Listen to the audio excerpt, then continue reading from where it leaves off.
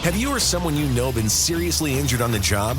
Have you heard the horror stories of the L&I claim process? Like doctors speaking to employers about the injured worker without the injured worker present. Did you know L&I will pay your employer 50% of your wages if they find you a lighter duty position with the same company? Makes you wonder what those closed-door meetings are all about. If you want your rights protected, call Phillips Law Firm today. Call 1-800-JUSTICE or visit justiceforyou.com. Phillips Law Firm. Justice for you. Want a little more pleasure in your life? Make 2024 your year to experience more pleasure than you thought possible. Lovers has the best adult toys, lingerie, and accessories to explore alone or together. Let our associates guide you on your pleasure journey and save 20% on your purchase with Lovers Afterglow rewards. Just mention Love 20 at one of our 18 Western Washington locations. Offer valid with free Lovers Afterglow rewards membership until January 31st. Some exclusions apply.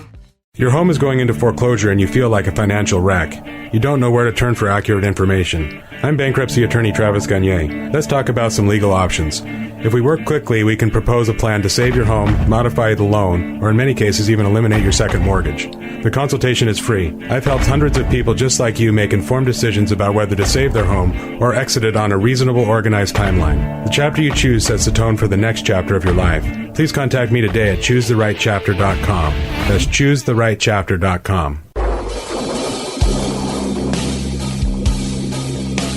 99.9 KISW, the Rock of Seattle. There's a woman in North Carolina. Everyone's loving this woman, apparently. Like the video. You can check her video on the BJ and Migs page at KISW.com.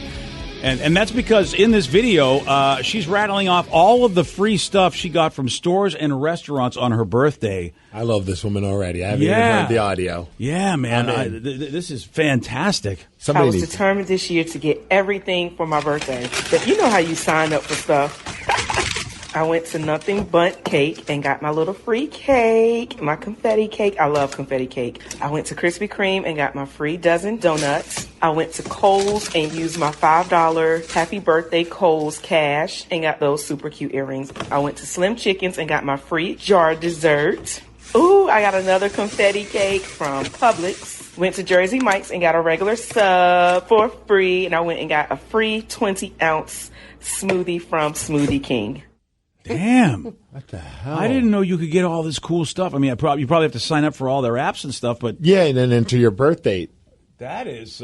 she scored. Mm-hmm. I recently started doing this, and I don't know if I'm ever going to actually take it up, because I always, you do it, and then on, in October, my birthday, I'll get all the emails saying, hey, happy birthday, here's the freebies. Sure. So I started just putting random days as my birthdays. Oh. So that way, hopefully over the next year, I'll start getting random free stuff on days that aren't even my birthday, but I could just kind of enjoy it. That way you don't have to run around on one day. Unless they ask to see your ID to verify. I don't know if Krispy Kreme's going to be like, sir, we need to see your ID to prove this. I think showing an email that says, hey, I just got my birthday thing is probably enough. That's fair. I have been to some restaurants that do verify, though. Oh, crap. I don't know, but I agree. Krispy Kreme for a free donut? Probably not. If I worked at that Krispy Kreme, I'd be asking for your ID. Because that's how I roll. You're the guy who wants people to fulfill your coupons that are 3 years old. That's right. But you know what? When I'm working at the place, no birthdays. No. I think it's about time no birthday scammers. You join the dark side and just say, like me, you're a hypocrite.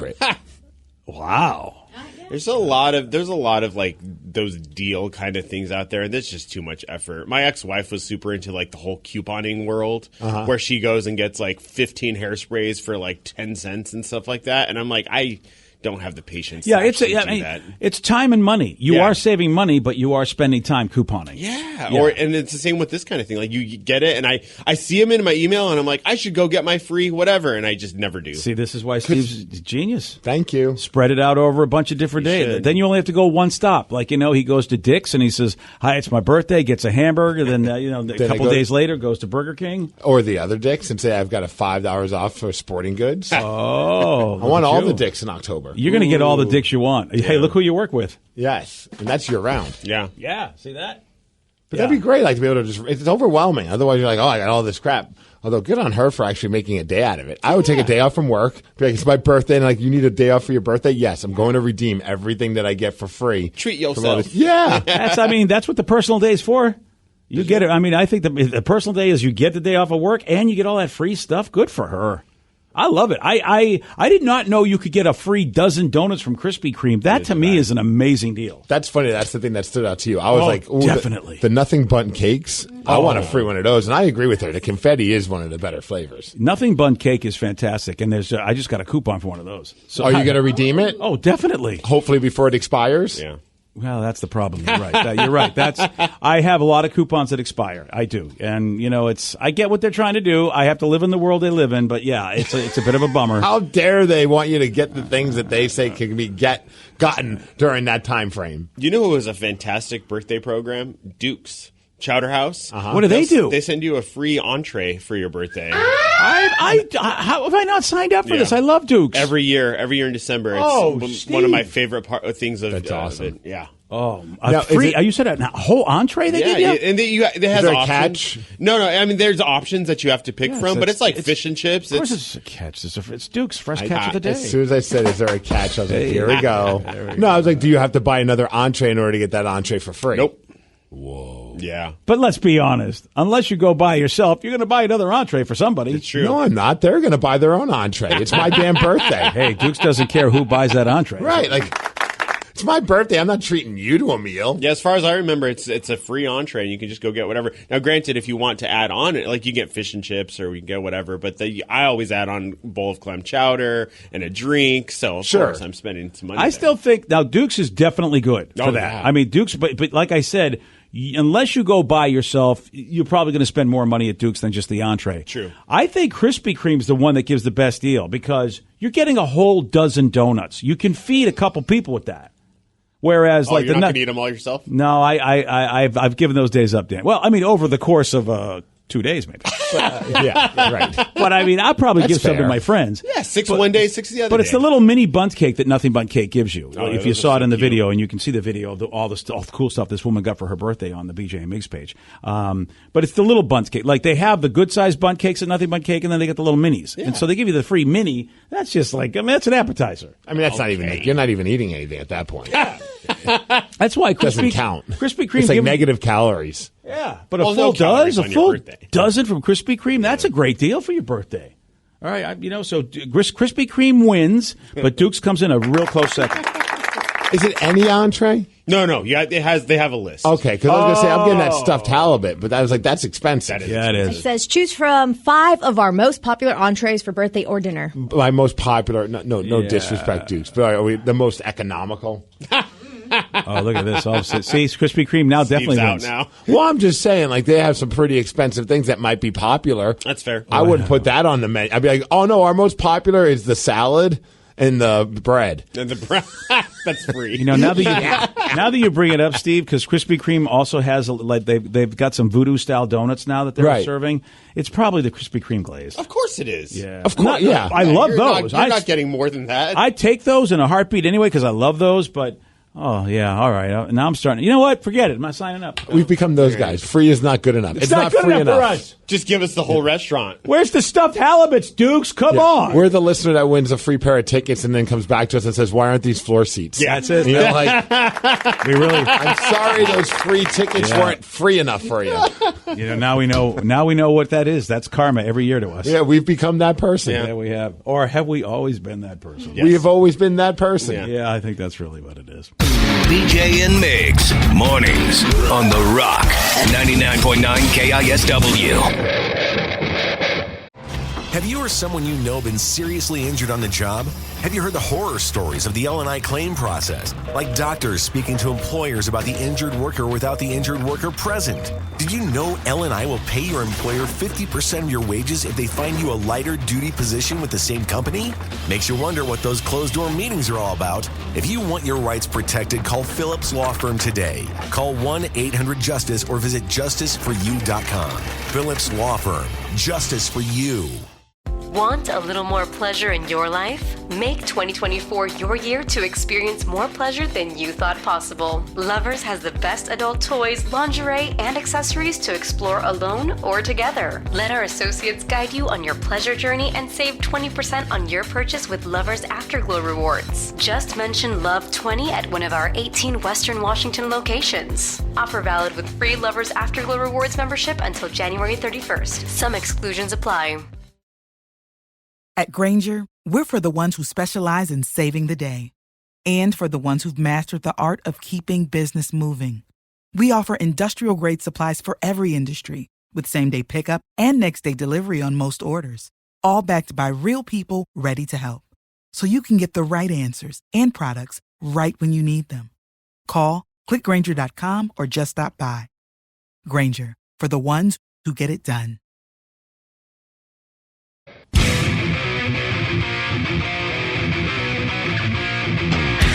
99.9 KISW, The Rock of Seattle. There was an interview with Tom Hanks. And Tom Hanks believes that advances in artificial intelligence have led to Hollywood concerns about who owns the rights to an actor's likeness and voice after they are no longer acting. Ooh. So here's Tom, obviously a big actor in Hollywood. This would affect him greatly, and here's what he thinks about the whole thing. I can tell you that there's discussions going on in all of the guilds, all of the agencies, and all in the legal firms in order to come up with the legal ramifications of my face and my voice and everybody else's being our intellectual property.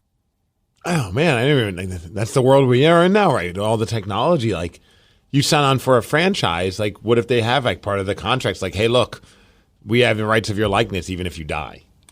Yeah, and it wouldn't be, I wouldn't put it past anybody in business to say we want to take as much advantage of you as possible. That's just how it is.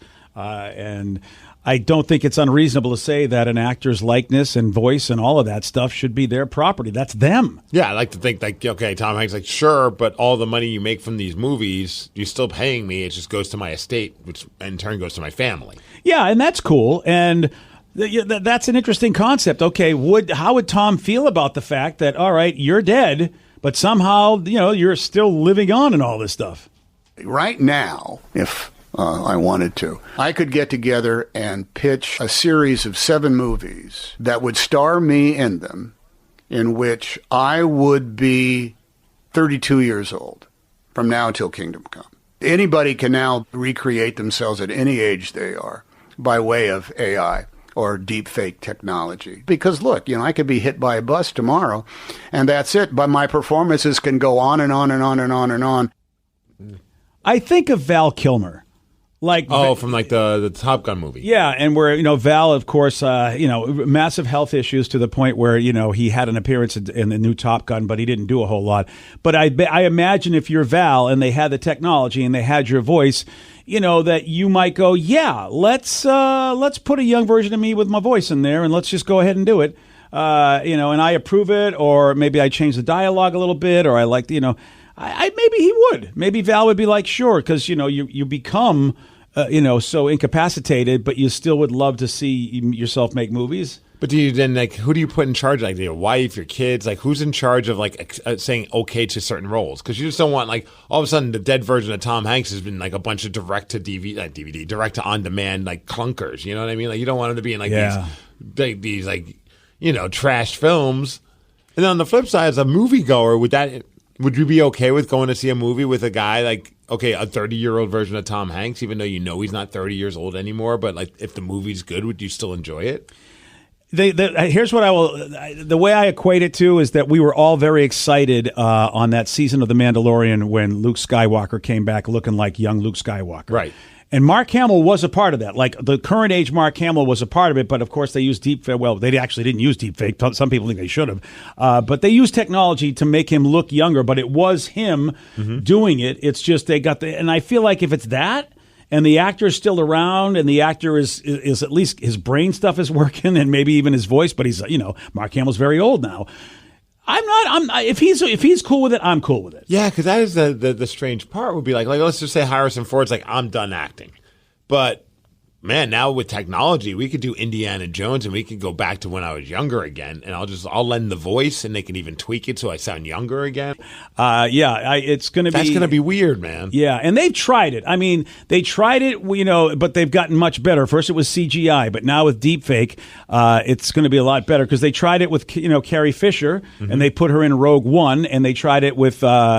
Peter Cushing, who played Grand Moff Tarkin, they did that in a Star Wars movie, but they were CGI guys trying to play the roles of the guys as they were when they were, and they had different actor. They had somebody imitate the voice because that's what they've been doing anyway. And I don't know, like if they CGI somebody, is that the same deal? You're still cheating? It's so hard to know. Yeah, it's gonna be crazy, man. Because they're saying we're recreating the character as opposed to stealing from the actor, but it was the actor that it's all. And he better make sure he has it all locked down because next thing you know, there's like an adult film. It's starring Tom Hanks. Yeah, you're it's right. Called, like Sex Toy Story. Well, dude, there was so he's a talking dude. Marital aid. Hey, that's probably you have just say the same name, Woody. Gosh, I forget the name of this movie. I think it's on Netflix. It was a Korean sci-fi.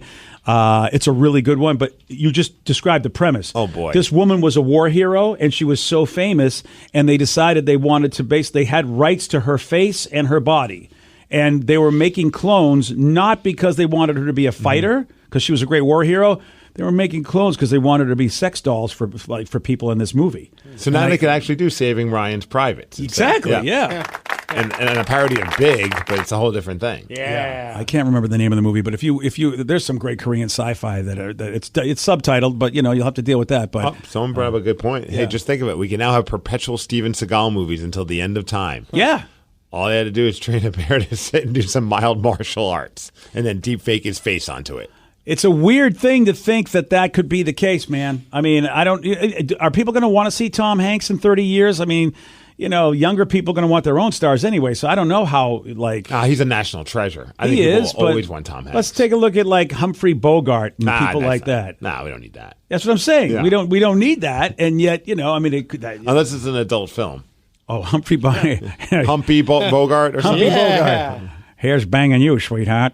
Yeah, okay. Do you think this will impact the plastic surgery industry? Like all of a sudden, some people in Hollywood who maybe don't really want to get plastic surgery, but they do because it's going to help their career. Now they could just be like, yeah, I'll do this movie, but part of my agreement is that you make me look 10 years younger. Yeah, then you don't have to worry about it. You're right. Yeah. Yeah. That would be weird if old people start looking like old people again. Or the old people just in real life look like old people, but in the movies they look like young people. Which is so disappointing if you go to conventions like some people like Snapchat to do. Snapchat filter.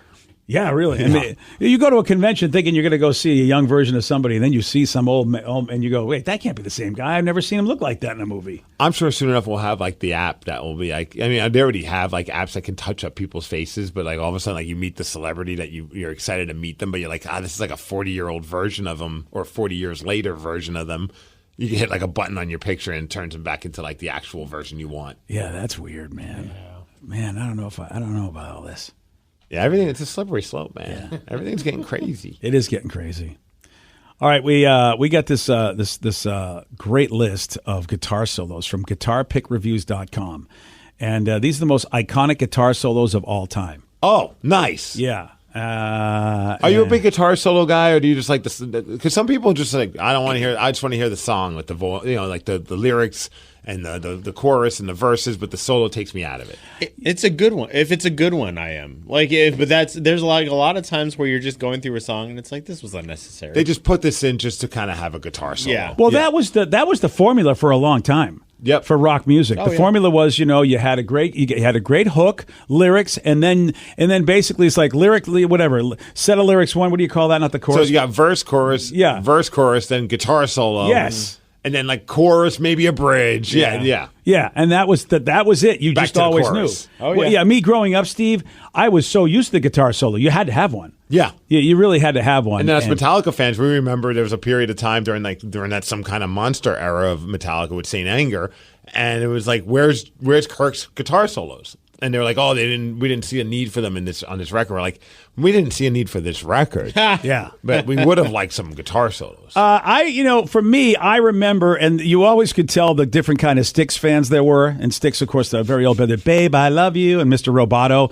But James Young, JY, was considered a really good guitarist. And so you always listen for his solos because he always got to have solos on pretty much a lot of Styx songs.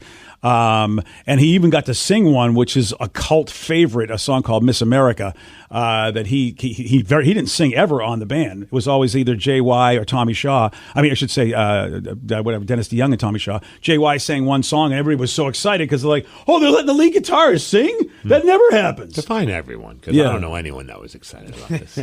This was back in the day, buddy. But yeah, I mean, you have to. That was part of it. You had your great lead singer, like you said, you had all, but you also had the great guy that could play lead guitar. Yes. So I'm a fan. I am a fan. But Danny's got a point. Sometimes you go, okay, what's going on? This song didn't need a guitar solo. Yeah. This one, we'll give you the top three. Okay.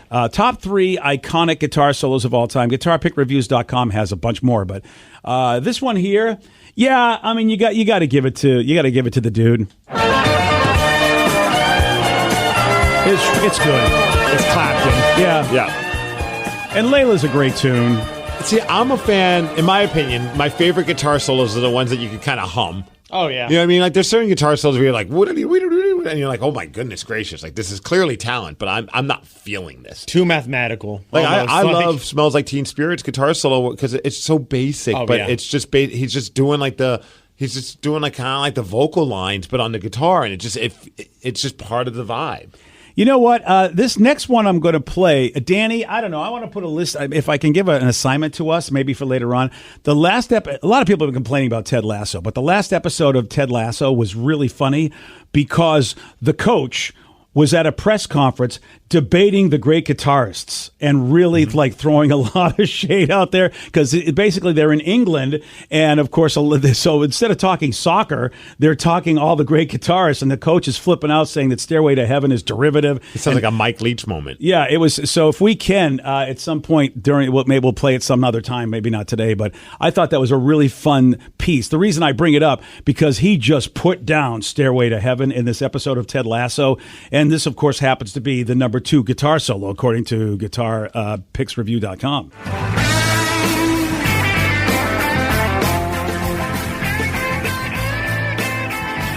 I'm just a sucker for like that 70s production too. The drums, everything about it is just so warm sounding. Yeah, I think Coach was saying that Joe Walsh was a much better guitarist than Jimmy Page. And that was the whole argument. And it was a funny argument, because you hear it a lot with guitar geeks. In my opinion, but yeah. Okay.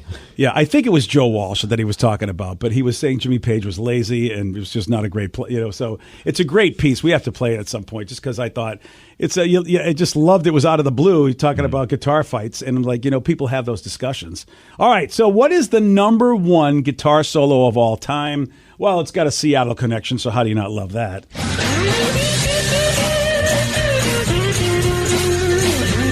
I mean, some of Hendrix's songs are just one giant guitar solo. It's true, yeah.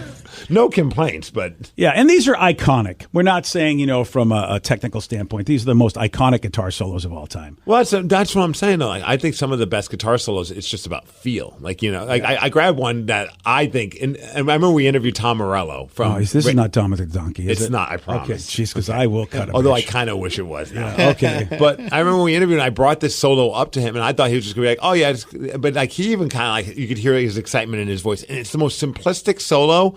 And it's from the song Like a Stone. And I think, Danny, you got the solo part.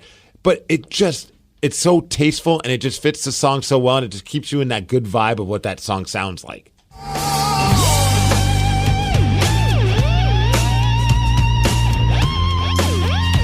think what makes it cool is that he's like, Tom could go whittly diddly crazy with his stuff, but like he kind of he kind of pulls himself back, and it fits the song so great. Like with this part right here.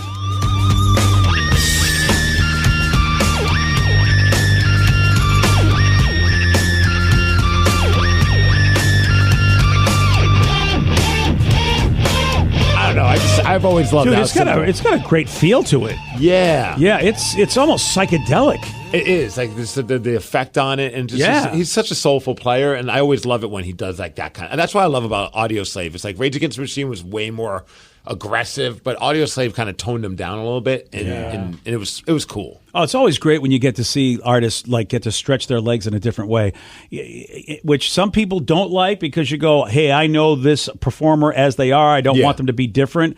And I love it to, when you get to see, wow, these guys are good in other genres, other formats. They're really something. They said Comfortably Numb, Pink Floyd was, I guess, at number 4. Okay. Eruption from Van Halen, which really is just a giant guitar solo. Yeah. That's, I mean, yeah, you can't go wrong with Eddie Van Halen. I'm happy that Slash made this list with November Rain, which I thought was, which solo? There's a couple solos on that song. Yeah. But I thought Sweet Child of Mine is really, like, to me, that's his best guitar solo. And you're right. I mean, the riff is amazing, but you're right. The solo as well is pretty damn good. Especially when it keeps building, and then it goes into second gear, and you're just like, oh, Slash, showing off how freaking awesome your fingers are. Yeah. Every time I see him, I say, dude, do you realize how awesome your fingers are? Yeah. And he's like, okay. He's like, can you please ban this man from backstage? I don't know what you mean by that. Today's podcast is brought to you by bankruptcy attorney Travis Gagne, who's ready to answer your questions about bankruptcy. Travis, is it true that if you filed for bankruptcy once, you can't file again? Even if you filed bankruptcy before, you can almost certainly file bankruptcy again. Different types of bankruptcies have different time limits between filings. In Chapter 7, full bankruptcy, you can only file Chapter 7 once every 8 years. However, you can almost always file a Chapter 13 case. Chapter 13 cases can be filed immediately following a Chapter 7. They can be filed immediately following a prior Chapter 13 case. Chapter 13 is a reorganization plan, so there will be some type of monthly payment, but it's based on your budget and your ability to afford that payment. So Chapter 13 is an option in almost all cases, even with a prior bankruptcy filing. Thanks, Travis. If you have more questions about bankruptcy, you can reach out to Travis anytime at choosetherightchapter.com. That's choosetherightchapter.com. Thanks for listening. Have you or someone you know been seriously injured on the job? Have you heard the horror stories of the L&I claim process? Like doctors speaking to employers about the injured worker without the injured worker present. Did you know L&I will pay your employer 50% of your wages if they find you a lighter duty position with the same company? Makes you wonder what those closed-door meetings are all about. If you want your rights protected, call Phillips Law Firm today. Call 1-800-JUSTICE or visit justiceforyou.com. Phillips Law Firm. Justice for you. Want a little more pleasure in your life? Make 2024 your year to experience more pleasure than you thought possible. Lovers has the best adult toys, lingerie, and accessories to explore alone or together. Let our associates guide you on your pleasure journey and save 20% on your purchase with Lovers Afterglow rewards. Just mention Love 20 at one of our 18 Western Washington locations. Offer valid with free Lovers Afterglow rewards membership until January 31st. Some exclusions apply. At Grainger, we're for the ones who specialize in saving the day and for the ones who've mastered the art of keeping business moving. We offer industrial-grade supplies for every industry with same-day pickup and next-day delivery on most orders, all backed by real people ready to help. So you can get the right answers and products right when you need them. Call, clickgrainger.com, or just stop by. Grainger, for the ones who get it done. You know that Big Bargain detergent jug is 80% water, right? 80% water? I thought I was getting a better deal because it's so big. If you want a better clean, Tide Pods are only 12% water. The rest is pure, concentrated cleaning ingredients. Ooh, pass me the intercom thingy. Attention shoppers. If you want a real deal, try Tide Pods. Don't pay for water. Pay for clean. If it's got to be clean, it's got to be Tide Pods. Water content based on the leading bargain liquid detergent. Have you or someone you know been seriously injured on the job? Have you heard the horror stories of the L&I claim process? Like doctors speaking to employers about the injured worker without the injured worker present. Did you know L&I will pay your employer 50% of your wages if they find you a lighter duty position with the same company? Makes you wonder what those closed-door meetings are all about. If you want your rights protected, call Phillips Law Firm today. Call 1-800-JUSTICE or visit justiceforyou.com. Phillips Law Firm. Justice for you. Want a little more pleasure in your life? Make 2024 your year to experience more pleasure than you thought possible. Lovers has the best adult toys, lingerie, and accessories to explore alone or together. Let our associates guide you on your pleasure journey and save 20% on your purchase with Lovers Afterglow rewards. Just mention Love 20 at one of our 18 Western Washington locations. Offer valid with free Lovers Afterglow rewards membership until January 31st. Some exclusions apply. Your wages are being garnished. We can stop that now. It's hard enough to pay your bills when things are good, let alone when a big chunk of your take-home pay is gone before you even get your check. I'm bankruptcy attorney Travis Gagne, and I can stop the garnishment and get the creditors off your back immediately, often the same day as our consultation. Both Chapter 7 and 13 provide bankruptcy relief, but choosing the right chapter is crucial. In a free consultation, we can create a plan to get your finances back under your control. The chapter you choose sets the tone for the next chapter of your life. Please contact me today at choosetherightchapter.com. That's choosetherightchapter.com. Let's play Be Migs.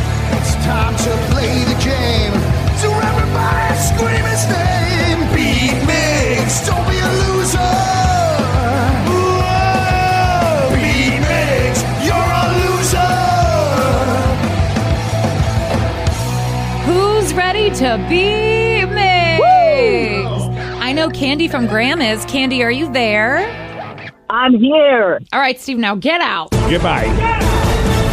For those playing at home, Candy has 60 seconds to answer 10 questions. You can pass all you want, but you will only get 3 guesses per question. Are you ready?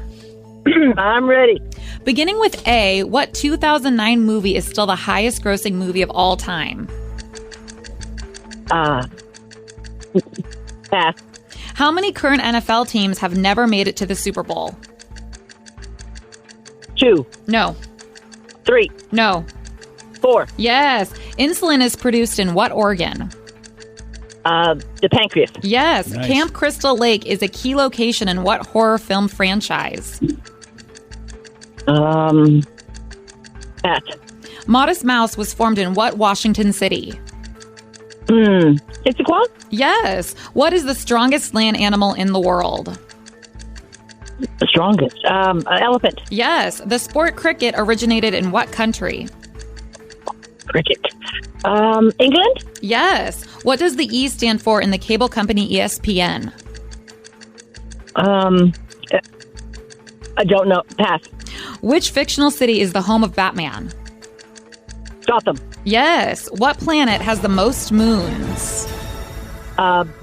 Jupiter. No. Oh, you get so 6 close. correct, Candy. Okay. Okay. You needed another guess for that planet question. You didn't have enough. Yeah. Didn't have enough time. But you still got a little more than half right. Yeah, So, that's all right. You know, see what Steve does over here. We'll see what Steve does. Let's go, Candy. Dun, dun, dun, dun, dun. Yes! Steve, are you ready? Is that the first question? No. Ah, yes! Beginning with A, what 2009 movie is still the highest grossing movie of all time? Avatar. Yes. How many current NFL teams have never made it to the Super Bowl?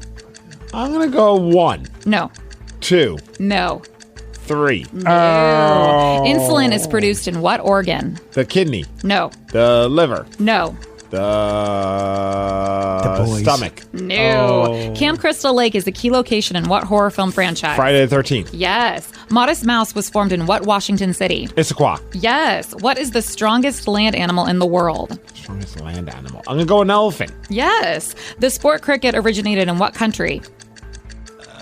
England? Yes. Hello. What does the E stand for in the cable company ESPN? Entertainment. Yes. Yeah. Which fictional city is the home of Batman?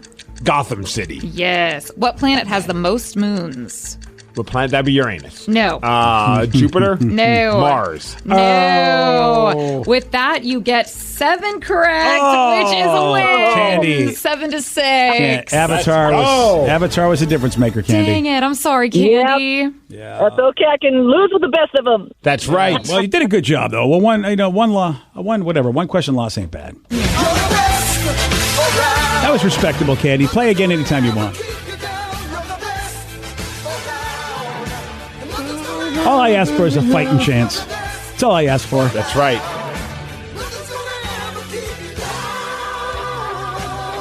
One that she got correct and you didn't. 4 NFL teams have not made it to the Super 4. Bowl. Browns, Lions, Texans, and Jaguars, in case you wanted to know. Ah. Wow. Insulin is produced in the pancreas. She got that correct as well. And then, does anybody know what planet has the most moons? I'm going to go with Saturn. You are correct, sir. Yeah. Oh. Wow. I'm still like really tripping on the Browns and Lions, dude. Yeah. Makes sense for the Texans and the Jaguars, but the Browns and Lions have never been to the Super Bowl in its 50. What are we at? 59? 50? Where are we? 56? 50 something. 50 something, yeah. Yeah. That's a long damn time. And I don't know if they ever won championships before the Super Bowl was Well, how a thing. frustrating, because isn't the Cleveland Browns technically left to become the Indianapolis Colts, right? Oh, Didn't yeah. they? And then they ended up getting a new franchise called the Cleveland Browns again, but the Indianapolis Colts have won the Super Bowl. Oh, that's a really good point. Yeah. The Baltimore went to Indianapolis, didn't they? So where did the Browns go? I thought the Browns went. Did they go to Baltimore to be the Ravens? Man, damn it, man! I don't remember. Because I think the Baltimore Colts went to. You're probably Indianapolis. right. Yeah, but you're right. I forgot that Cleveland left for a little Cleveland bit. went somewhere. I know that much. Where'd they go, Danny? Do we know? No, it doesn't say. Either way, it's frustrating for that franchise. Says that the Browns went to Baltimore in 1995. Okay, to be the Ravens, I bet they become the Ravens. Yeah. Who have won the Super Bowl. Yeah. Yeah. So how about the Browns did have somebody go to the Super Bowl if you count them being that. But yeah, not unfortunately not the Browns themselves with that name. Did you see the latest controversy that's going on in the world of football because of throwback jerseys? Now, Danny and I did see this. It's pretty funny. So we're rocking our Seahawk throwbacks, which there's no controversy over that other than that they're awesome and they should be using them more than just the one game. But that's a whole other thing. But apparently the Tennessee Titans, because they were once the Houston Oilers. Oh, right. I saw those unis and I wondered about that. And they're doing their throwback uniforms to look like the old Houston Oilers jerseys, which were really cool looking. The blue, and I love the logo and all that.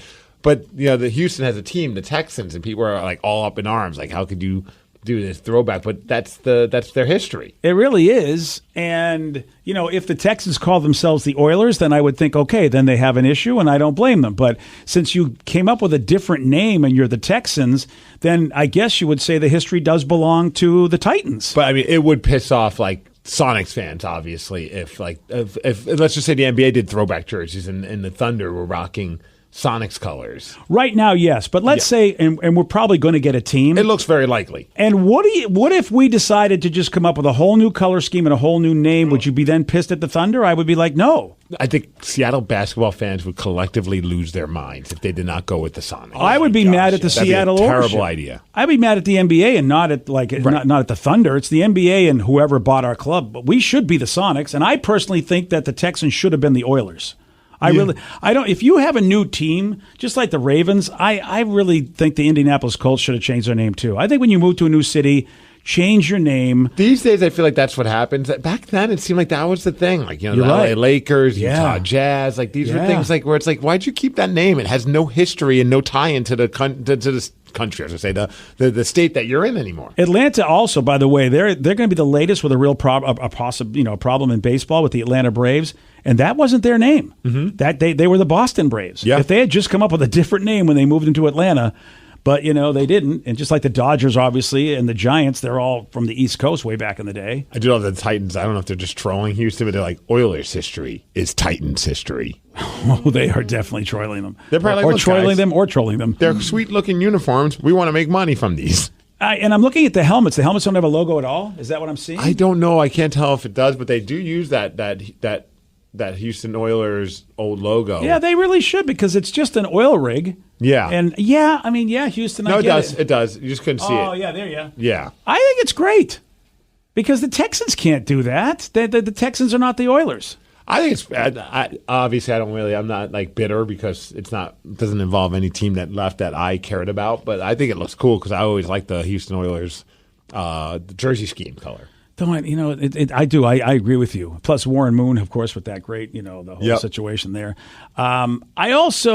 I guess the Texans could do it too, since they're both not named Oilers. You could argue either one, and it is interesting that the NFL decided to let the Titans do it as opposed to the Texans. Someone brought up a good point too on the text line. The Titans were called the Tennessee Oilers for a couple of years. People seem to forget that. Oh, really? I forgot that too. I totally forgot that. Why did they change it then? Probably because there's really no connection to maybe the Oilers in Tennessee. And here they are trying to make the connection. Well, now they want to sell some jerseys. Yeah, you're right about that. All of a sudden, there is a connection. They're probably like, look at all these teams making money off of these throwbacks. Yeah, and of course, we're talking about it, this big so-called controversy. Right. Well, also, Danny and I are definitely the two quote-unquote suckers that went out immediately to go get throwback jerseys. Yeah, you did. Oh, yeah. I was jealous when I walked in today and saw you guys because I'm like, man, I got to have some impulse control. Because it's been a long time since I bought a jersey. It's an 8-minute drive to the pro shop. They've got every player that you would want. I want a T-shirt. That's where I draw the line. I didn't see the T-shirt. Oh, they got to have them. The numbered T-shirt look. Yeah, $45. I'll pay you. But I've seen some. Now I don't know if it's your place that you like to go overseas, but I've seen some baseball style jerseys in this version. Oh, I'm sure it's a non-sanctioned website, BJ. Yeah, see, I don't want to pay. And how about me? I went officially licensed jersey. I can't believe it. I am shocked. That's right, and showing my support for Geno Smith, baby. I just feel badly for you tomorrow. Why is that? Because we're going to be talking to Todd Peach, and you're going to have to justify this. That's why I'm wearing it today and not tomorrow. Good call. Very good call. BJ and Migs, mornings on The Rock, 99.9 KISW. Have you or someone you know been seriously injured on the job? Have you heard the horror stories of the L&I claim process? Like doctors speaking to employers about the injured worker without the injured worker present. Did you know L&I will pay your employer 50% of your wages if they find you a lighter duty position with the same company? Makes you wonder what those closed-door meetings are all about. If you want your rights protected, call Phillips Law Firm today. Call 1-800-JUSTICE or visit justiceforyou.com. Phillips Law Firm. Justice for you. Want a little more pleasure in your life? Make 2024 your year to experience more pleasure than you thought possible. Lovers has the best adult toys, lingerie, and accessories to explore alone or together. Let our associates guide you on your pleasure journey and save 20% on your purchase with Lovers Afterglow rewards. Just mention Love20 at one of our 18 Western Washington locations. Offer valid with free Lovers Afterglow rewards membership until January 31st. Some exclusions apply. At Granger, we're for the ones who specialize in saving the day and for the ones who've mastered the art of keeping business moving. We offer industrial-grade supplies for every industry with same-day pickup and next-day delivery on most orders, all backed by real people ready to help. So you can get the right answers and products right when you need them. Call, clickgranger.com, or just stop by. Granger, for the ones who get it done. Is your relationship going sideways? Have a family issue? Problems with your coworker? Do you need advice? We're here to help. No problem is too dumb. No dilemma is too silly. This is Help Wanted with BJ and Migs. 99.9 KISW, the Rock of Seattle. What is Help Wanted? Well, for a long time now, we get messages, we get texts, we get people that are on the phone saying, hey, man, I need some advice. And it doesn't matter what it is. If you got a problem, you probably, I don't know why you think we can do it, but probably because we tell you we can. Yes. I don't think we can, but look, if you got a relationship problem or a problem at work or anything else, why not give us a shot before you go pay money for therapy, right? Oh, I mean, it can only go up from us. Yeah, exactly. So you get what you paid for. And if you think it's a dumb idea, a dumb issue, well, then, yeah, you don't want to pay a therapist for that. We'll tell you if it's dumb right off the bat. We're here for you. 206-803-ROCK. It's Help Wanted. Since you talk about, dumb is maybe not the proper term, but different. I don't know if this person would go to a therapist to ask this question. So they came to us and they said, hey, I'm getting really bored with my current podcast at work other than the fabulous podcast on the Odyssey app. So I was thinking about getting an Audible to listen to audiobooks while working. Some of the books I want to listen to are 16 hours long and normally cost $30. But with Prime, you get a free premium book every single month along with the free books. My only problem is I already pay a lot for streaming services.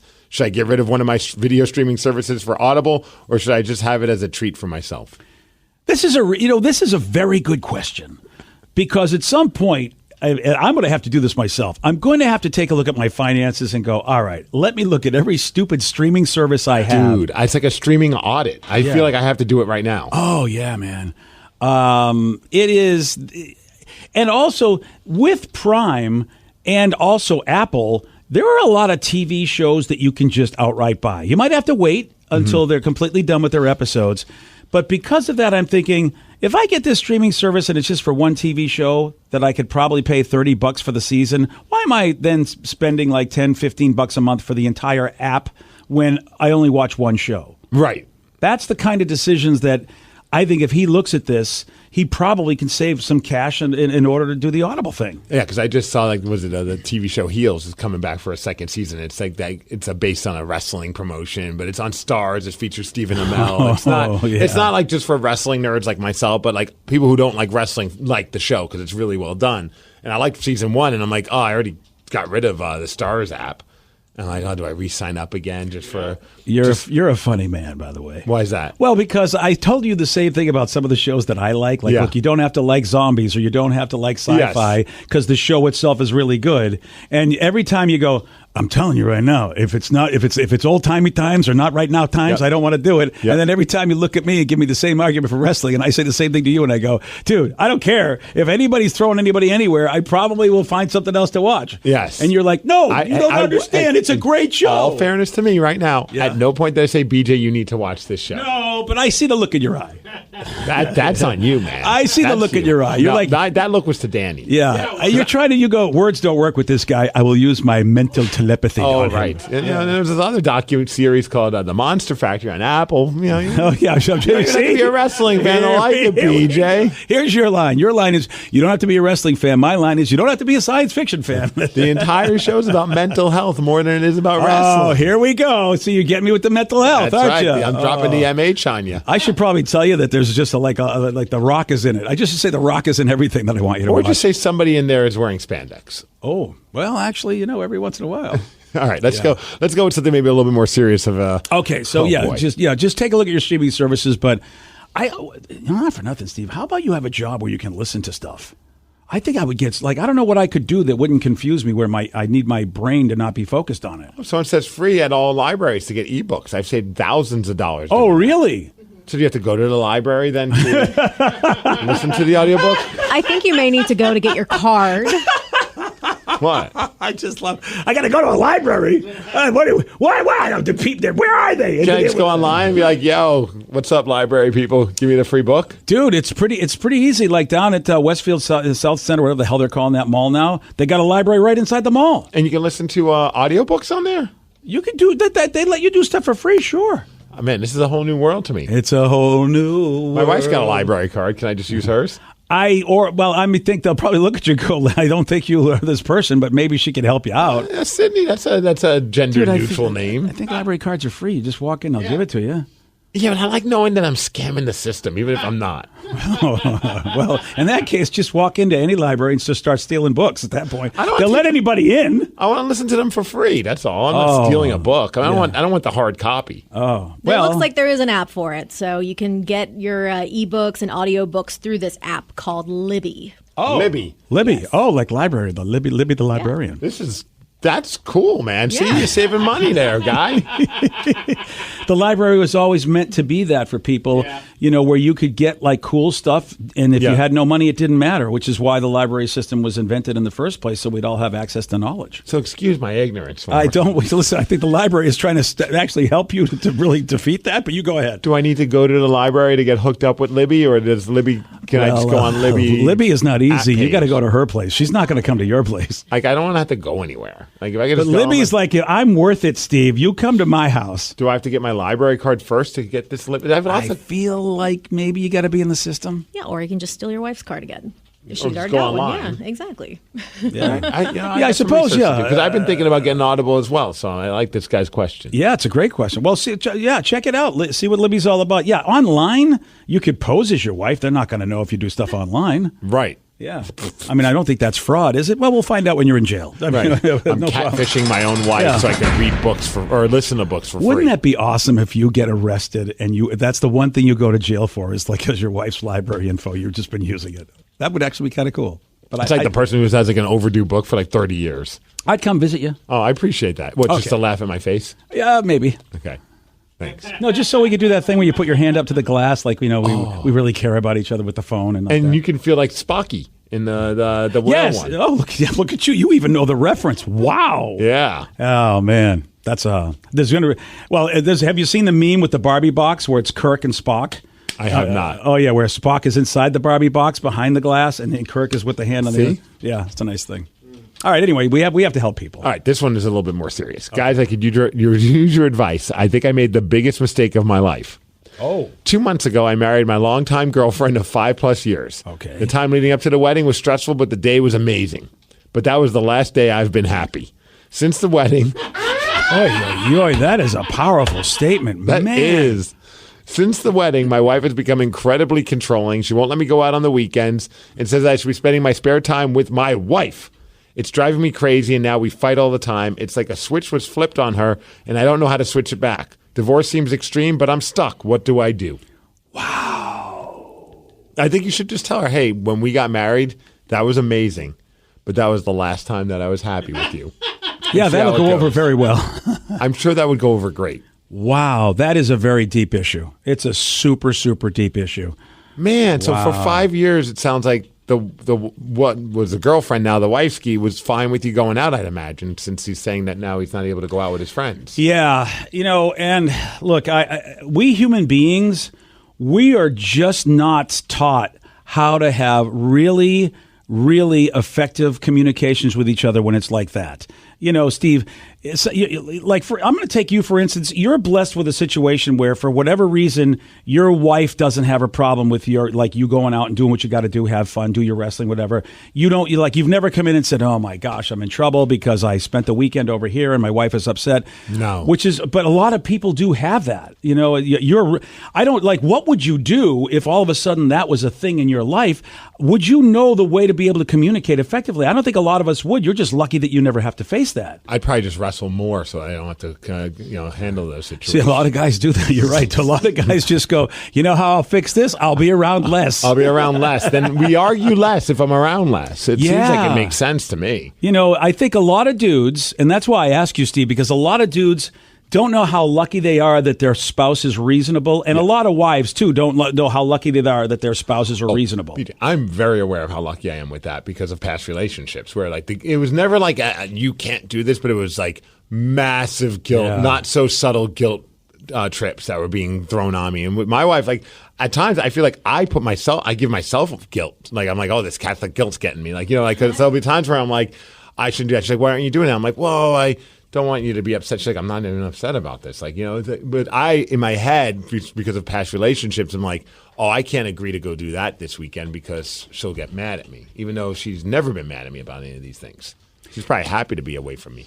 Do you think it would be because everything that you go and do, like for the most part, it's like wrestling and stuff like that. It's very like not necessarily constructive, but if you think, do you think it should be cool with it if like you were going out and getting like blacked out every weekend? No, she would not be. She would be like, "There's a problem." Yeah, see, because I'm kind of wondering, like at that point, like with this person, is it like because of the things that they're doing, and it's not necessarily like, oh, I'm just gonna go and hang out with like the boys or something, but it's like every time you go hang out with the boys, you don't come home until the next morning, because that's different. I agree. I think like there would be definitely a conversation that would be had, like, oh, what are you getting wasted every single weekend? Like, come on, like what's going on here? Like that. And if that's what this guy's doing, maybe she's just at that point where it's like, hey, now that we're married, I don't know. It sounds a little extreme that all of a sudden, once you got married, you can't do anything anymore. And that's the other thing is we don't know the full story. Ooh. True. And look, I say this, Texter, because look, we human beings, we just make up our own version, and it's really hard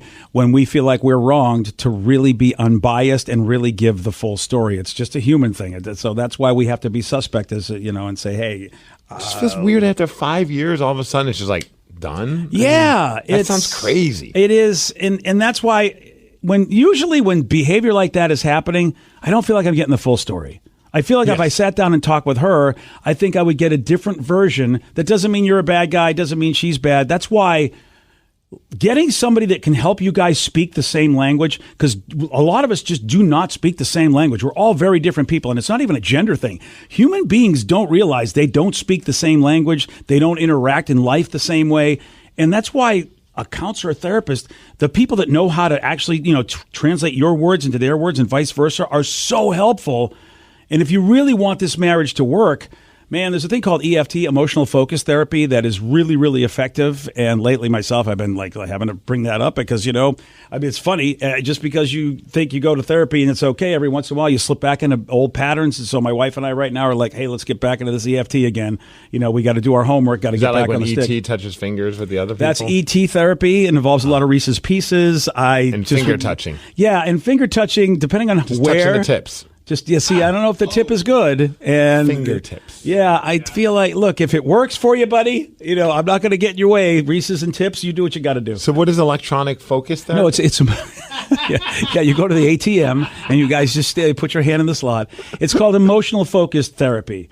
And it teaches you how to communicate your emotions effectively. You'd be surprised if you ask somebody how they feel. They really don't know how to tell you how they feel. Right. Like sometimes there's a whole sheet of paper that says, I feel this, I feel that. And then eventually when you read all that list, you go, oh yeah, that's how I feel. We're not taught that. We don't know. And a lot of us just really don't know how to communicate emotionally, but you still have emotions. You're still an emotional being. You just don't know how to do it. And guys were never raised that way. Even now, guys still aren't raised that way. While women have been allowed to be whatever they want in society, as we've changed with the women's movement, guys are still stuck in the sort of same, like, you're a guy, you're not supposed to.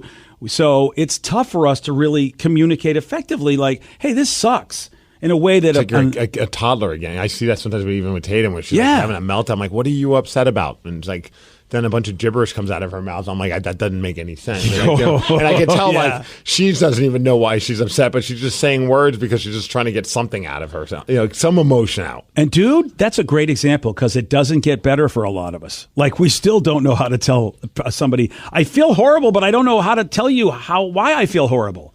And so there's a great special on HBO, or you can get her book, Brene Brown's Axis of Love. That would be a great watch. Maybe the two of you could sit down and watch it, and just might learn some stuff. You might learn some stuff. Also, Byron Katie has a lot of free videos on YouTube. You watching her stuff, I think, could be helpful. Someone texted in The Four Horsemen by Gottman. It's all about how to communicate the hard things in a relationship. There, I saved you a bunch of money in therapy. Yeah, that's a great one. There's stonewalling. There's there's three more that I can't remember, but stonewalling is a big one. And that Gottman method is pretty sweet. And that's and somebody used that along with EFT with my wife and I back in the day. I like the texter method. How about this? All you say is, you're right. I should spend time with my loving wife, but you're being a crazy bitch, so I'm going to go hang out with my buds. Let me know when my wife's around again. Is that Brene Gottman? Yeah, Brene Gottman. that's a fusion of two. Yeah. Look. That probably won't work. Some people have effective means of communication. That might work with your spouse. I mean, really. Results may vary. I'm guessing the results won't work for that one. Today's podcast was brought to you by Travis Gagne, bankruptcy attorney. He's here right now and has agreed to answer more of your questions about bankruptcy.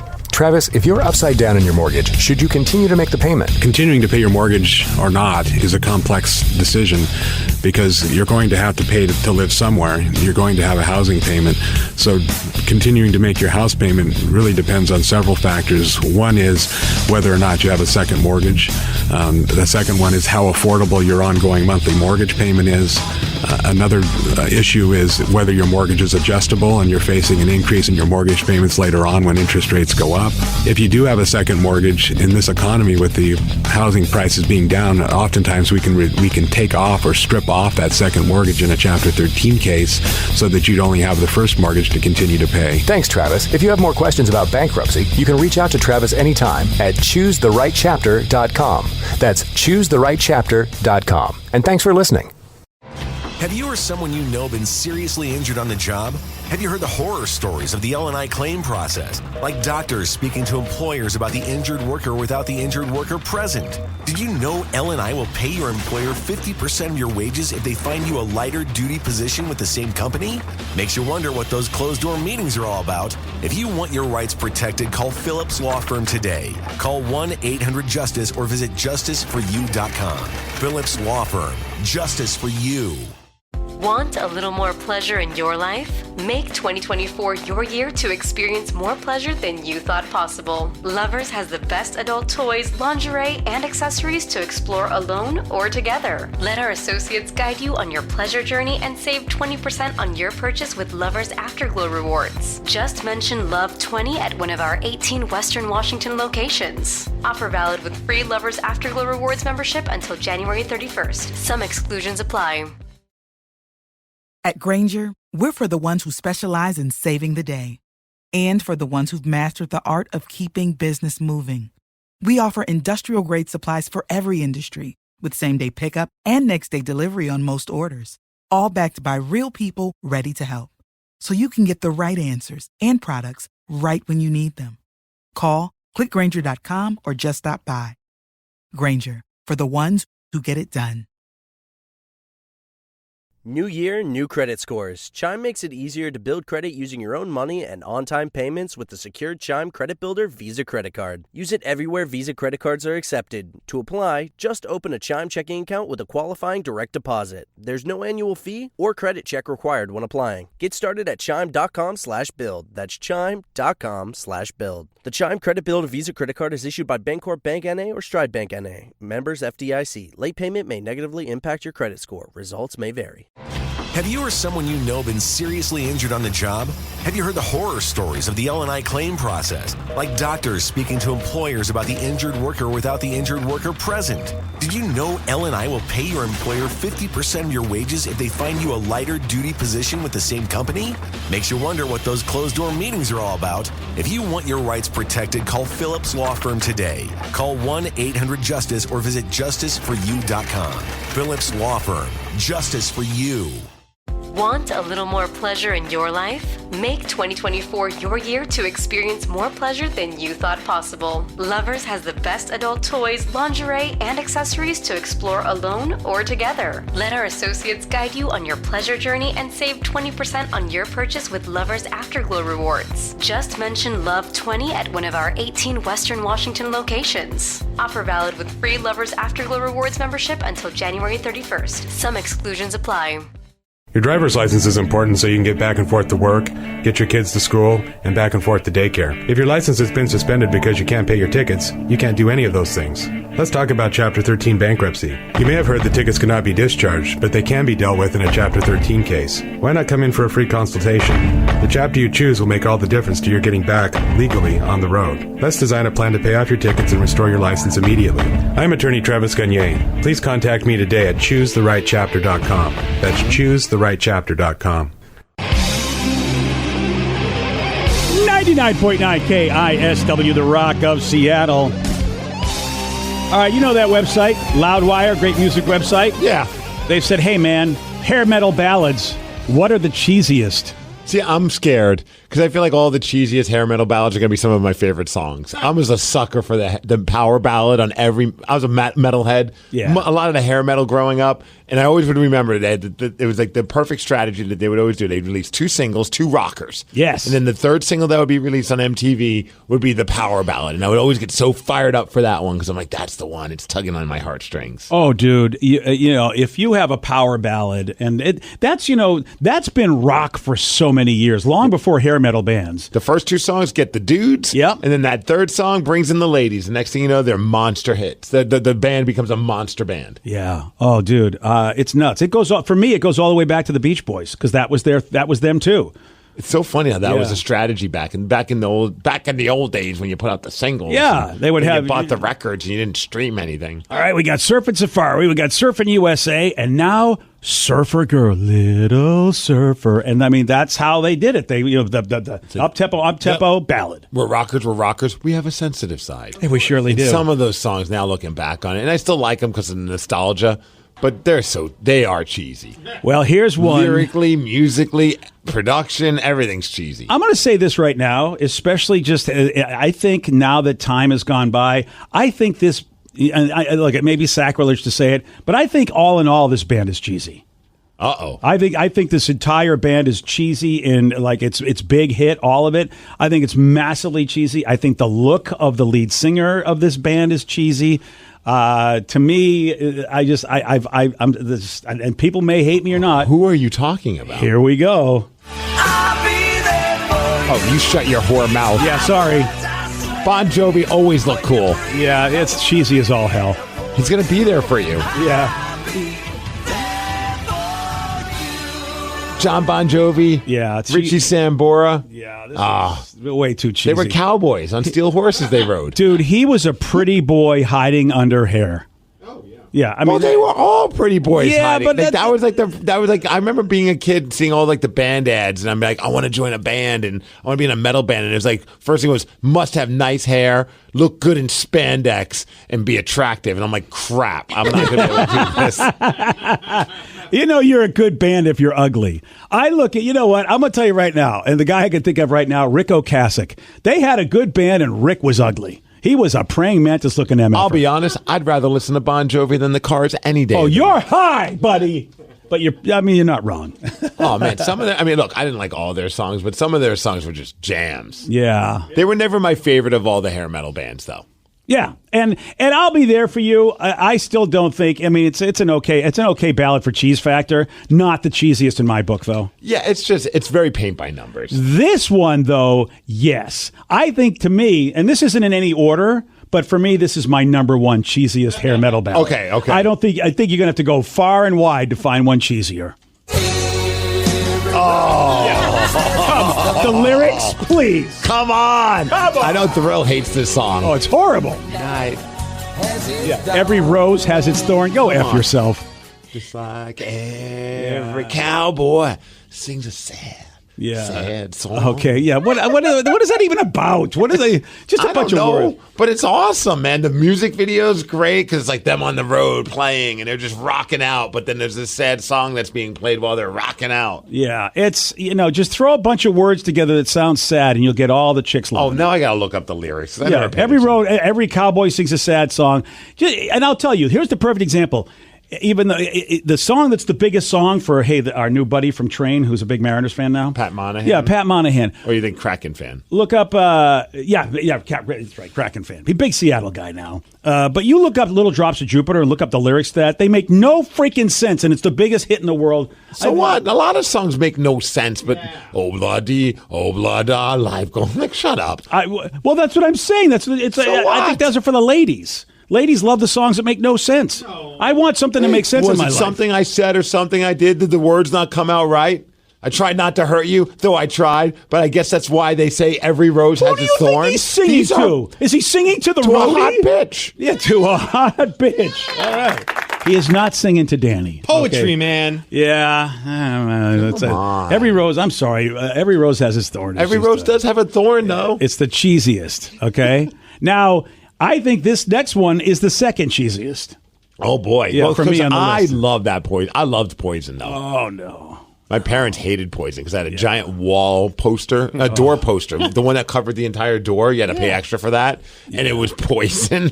And it was just them in peak makeup, packing their pants phase with tight spandex. And that's what my parents had to see every time they went upstairs. That's That's the exact one. Vicky found it. Yeah. Oh, my God. Man, is that just I wish I had it. I would put it in one of our rooms. The only reason I know Poison is because of Rock of Ages. Like I didn't know Every Rose Has Its Thorn until it was immortalized in that movie, and it was like, oh, okay. But it's such a cheesy thing as well.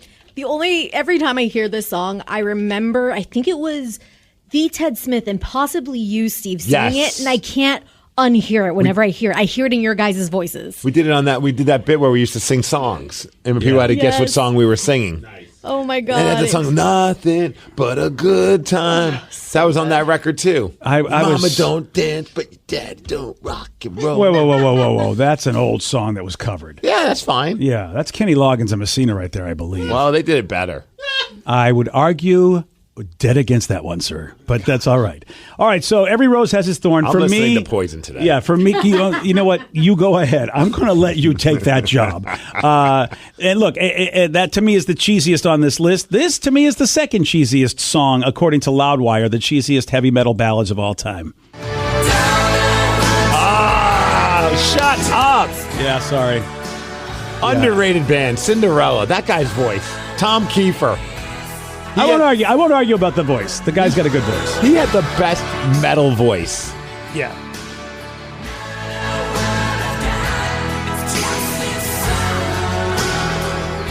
Man, you're making me Google. My Google search is on fire right now to remember other songs. Did they do the Round and Round song?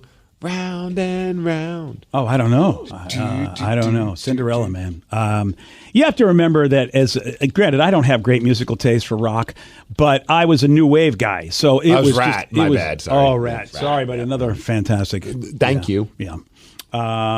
This band, not to be confused with Ice House, because there was a band called Ice House, but this one from Firehouse. Oh, I hated this one. I didn't like Firehouse. I don't know why. They sound no different than any of the other bands they look no different than any of the other ones. But they bothered me. Yeah, well, I think because they showed you the truth of how garbagey all this was. I don't think I like his hair. Oh, really? Well, that's enough. Get out, pal. Yeah. This poser. God, I hate this look so bad. And to see early versions of, is it Pearl Jam, or even Nirvana, some of the guys? Pearl Jam, Alice in Chains, definitely, because they were a glam metal band before they became Alice in Chains. Yeah, to see some of those dudes dress up like that, like, teased hair. Yeah, to see Mike McCready a little bit like, they were just all like, come on, boys. Dude, they were all hair metal guys. Yeah, I know, and I think they understood. Now, this one over here, this guy, to me, totally typified the whatever, just the ridiculousness of the genre. Nelson? Like guy, they were twins, brother. Yeah, well, that's what I mean. Basically, the Nelson family, because they are the descendants of Ozzie and Harriet, right? If I'm not they mistaken. were the son of the guy Nelson. There you go. There we go.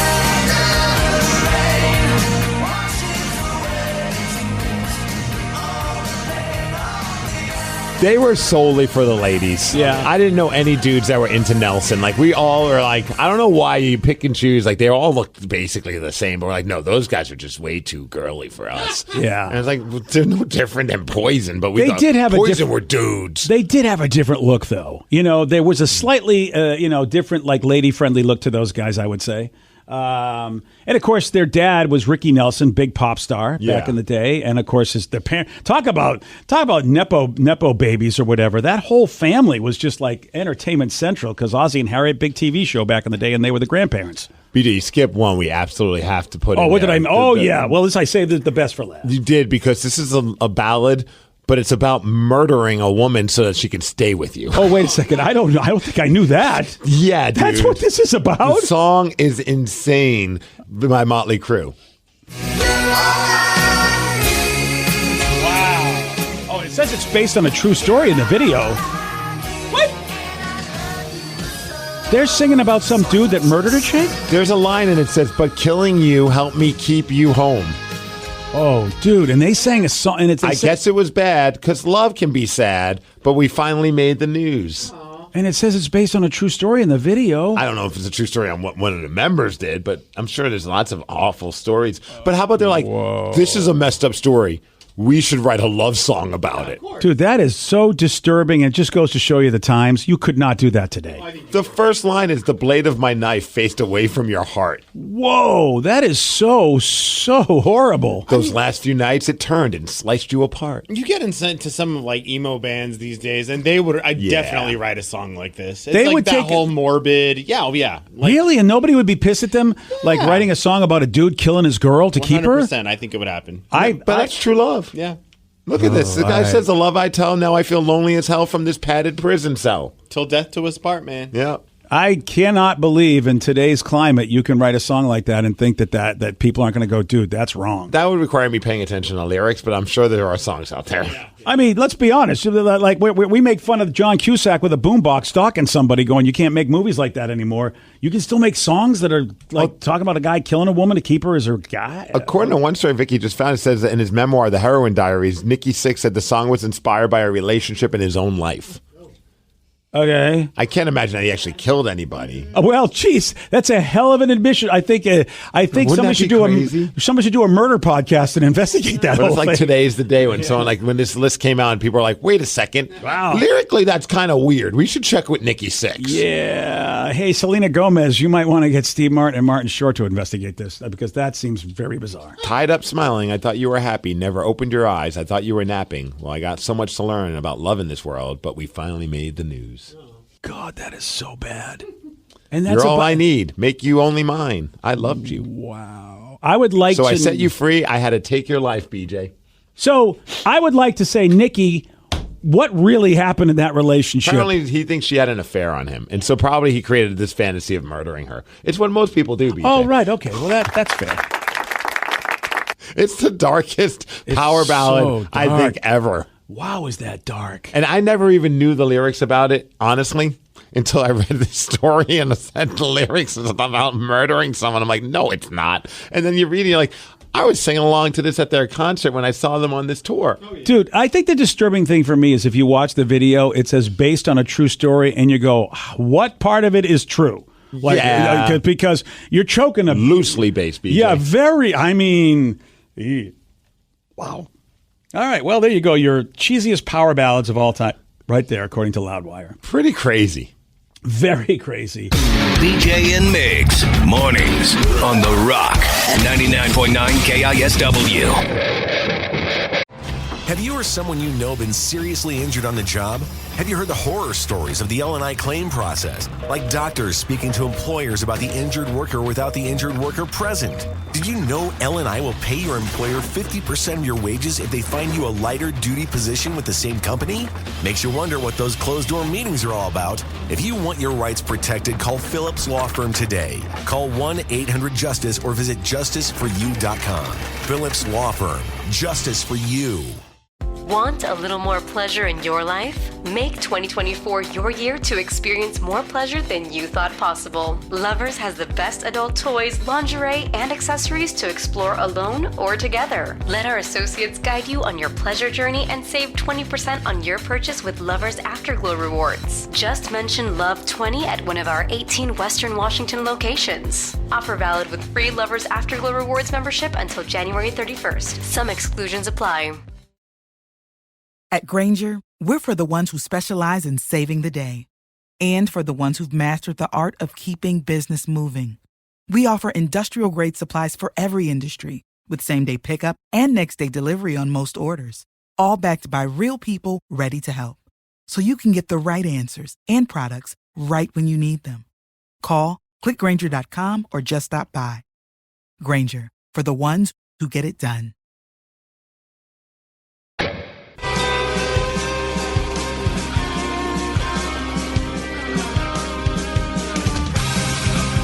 99.9 KISW, the Rock of Seattle. MSN, look at those guys. See, people laugh at me for my MSN email address, but they're still around, baby. That's still a thing? Yeah.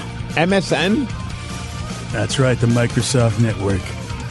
It's funny that you still rock an MSN email. I think it's also funny that people will, shame you for whatever email. Like, I saw somebody, had a Yahoo, and there was just a thread of people all giving this poor guy a hard time because he still used Yahoo as his email address. Which, frankly, if you use email at all, you're just as much of a Luddite as anybody. I never knew that MSN stood for Microsoft Network. I didn't either. I thought it was just a word. No. Well, I assume that's what it stands for. I maybe I'm wrong, but it seems like Microsoft Network. You said it with such conviction. I thought I you did. knew. I did. But maybe I'm crazy. But I still wish I had my AOL email address. AOL. But, yeah, but I got rid of it because everybody basically said I was a jerk, and so I went and got Outlook because everybody was doing Outlook and MSN, and then, of course, that went by the wayside for everybody. See, I only communicate with people through Yahoo Instant Messenger. Nice. Otherwise, I don't want to talk to you. Yeah. Oh, that's good. The Instant Messenger one was the best. That was right before texting. Yep. Or right around texting. Yep. Back in our day. Yes.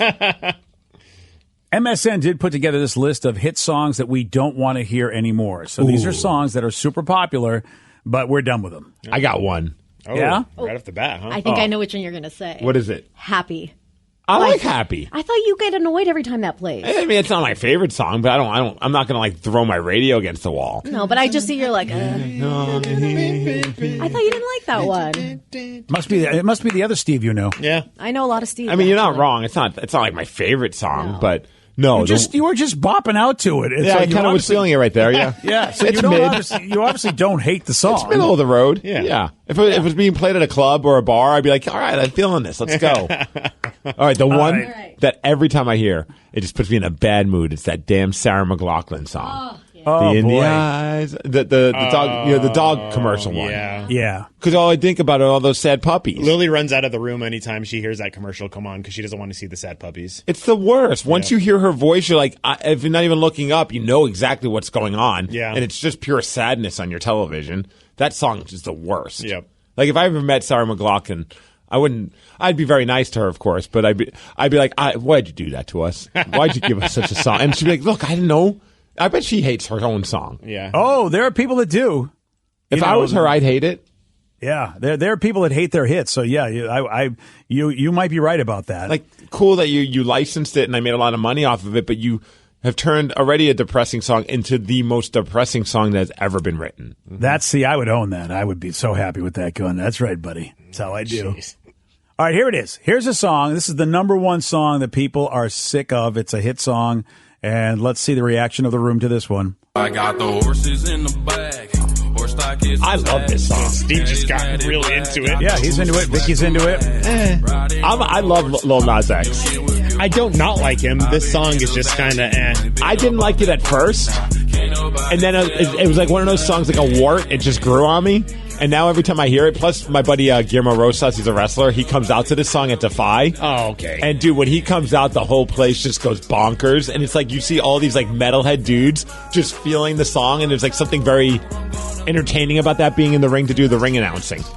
Yeah, see, I think that has an unfair advantage. Plus, the video is amazing. He's dressed as a cowboy, and Billy Ray Cyrus is in it. You know, I will say that I didn't hear that song enough to be tired of it. Like, because I just, it wasn't in my, anywhere I was at. So it doesn't bother me in terms of, like, overplayed. I'm just not a big fan of the song in general. You know, you're right. I'm with you, Danny. I feel like a lot of these songs I bet are going to be on this list are pop songs, and I don't listen to enough pop music. Yeah. Like, you know, I have of course I love like maybe some Taylor Swift, but I'm not like listening to pop radio or pulling up a pop station on like Apple Music to where I'm being inundated with the popular songs. You have the earbuds in at the gym, so you don't hear what their playlist, which is usually pop. Right. My gym, it seems like every 5 songs is that damn Collective Soul song, so I always have to have my headphones on. And they play it probably once a day. Yeah. But I just happen to walk in on that damn Shine song, and I'm like, because I dislike it just to troll BJ, even though BJ's nowhere near me at the gym. But I'm still trolling you, BJ. I am so happy you're getting trolled by Collective Soul. I think it's a reverse troll. I'm very excited about your gym. I turn up the volume on my headphones, man. Woo! Love that. Here's the number 2 song, according to MSN, that people are tired of and don't want to hear anymore.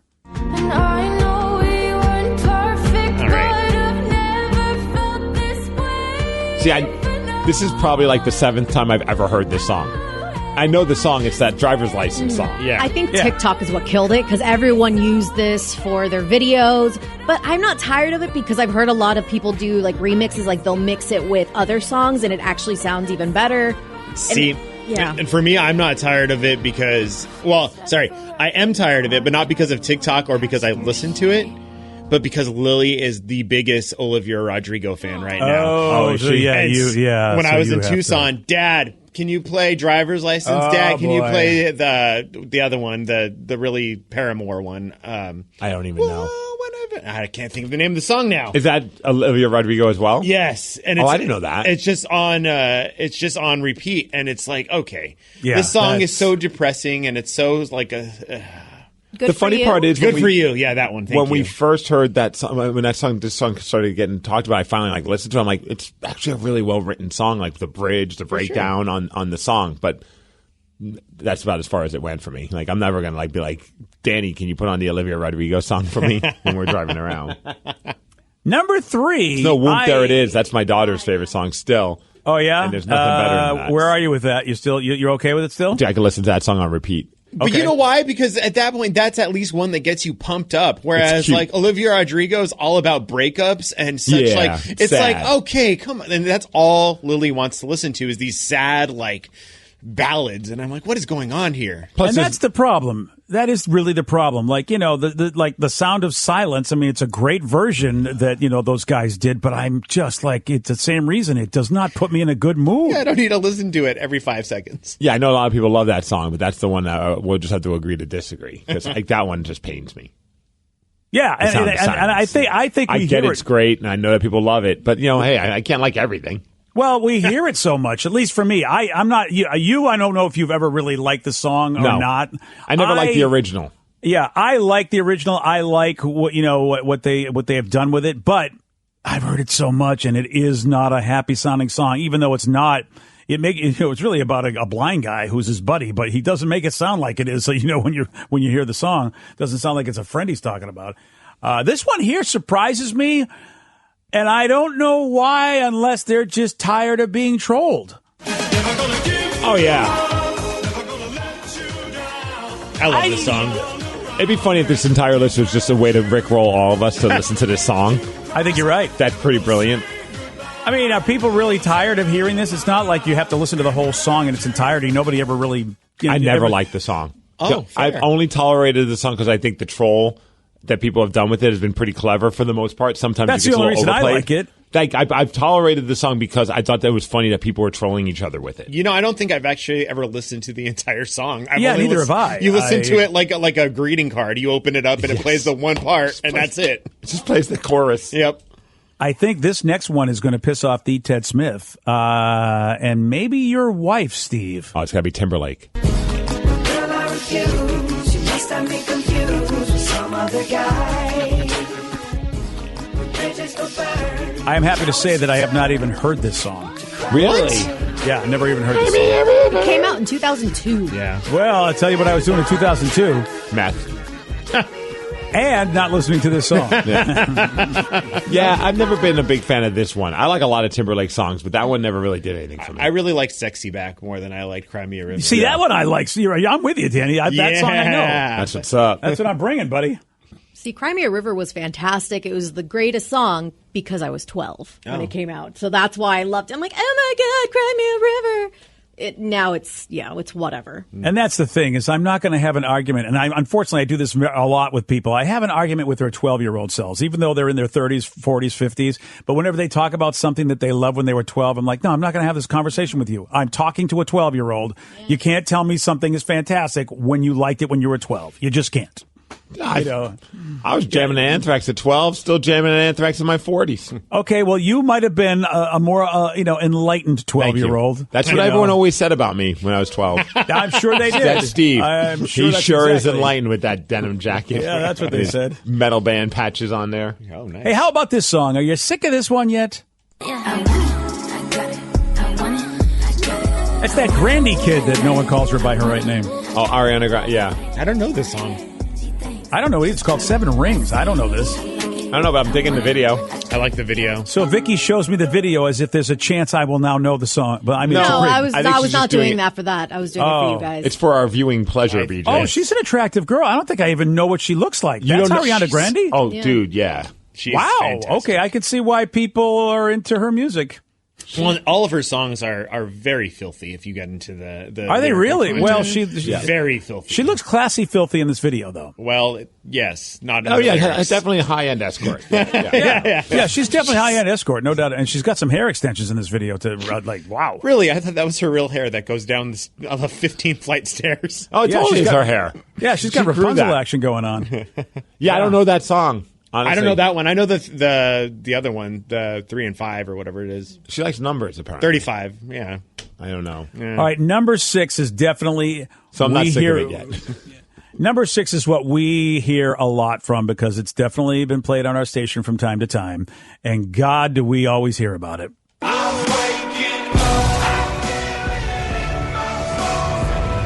You know what's funny, though? I still dig this song. It's Like- such a pumper. Like a pump up. Yeah. I mean, I'm not a huge Imagine Dragons fan, but that first record, it's kind of like the Killers to me. And oddly enough, they're both, I think, Vegas groups. I think so, And there's just something like kind of glammy about what they're doing, especially on those first records. It makes you just think Vegas, big lights, over the top, and that song has never really annoyed me. I know a lot of people, they hate it, but I've always dug that song. I like even like their second and I think even third album. I got my dad into it, so that's all we listened to when I we were didn't even know together. they had 3 records. After the I know. second one, I was done. Well, I went to go see them play at the Tacoma Dome when they did the Smoke and Mirrors tour for that album, and they put on a really great show. Oh, It yeah. was visually, like, I feel like we need to go to a show sometime and, get a little It's something, not the something.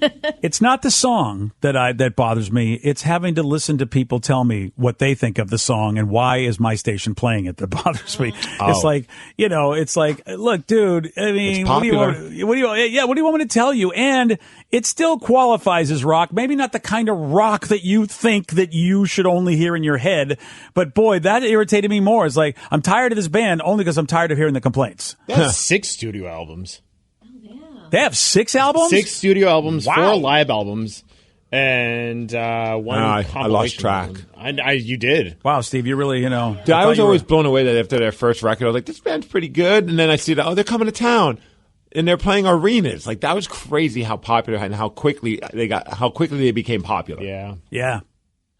They did the Believer song, and Dolph Lundgren was in the music video. What? The I'm a Believer by the Monkees? No, it's a different. It's just Oh, Believer. damn it. Oh, I I was thought really that gonna too. be I was like, excited. you got to be kidding me. Because it seems like everybody's covered that song. They've gone full Smash Mouth on us. Yeah. Oh, there you go. Those are some of the big songs that people are, according to MSN, which is an interesting take. We haven't heard from MSN forever, and They're this back. is what they did. And this is what they've started. All right, I'm looking forward to what else MSN is going to tell us. I like to think that they're back solely just to rickroll us. That would be That's amazing. it. That would be ultimate. Today's podcast was brought to you by Travis Gagne, bankruptcy attorney. He's here right now and has agreed to answer more of your questions about bankruptcy. Here's a question from a listener.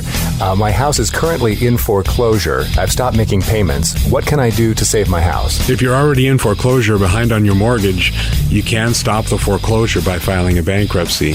There's different types of bankruptcy. Chapter 13 can help you catch up on your house payments if you're behind. It would mean that you'd have to start making your house payments again and catch up on the amount that you're behind over 5 years.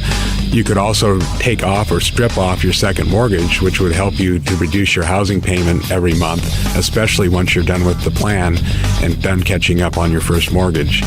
We could also try to buy you some time by filing a Chapter 13 case. Filing a Chapter 13 would definitely stop your foreclosure. Thanks, Travis. If you have more questions about bankruptcy, you can reach out to Travis anytime at choosetherightchapter.com.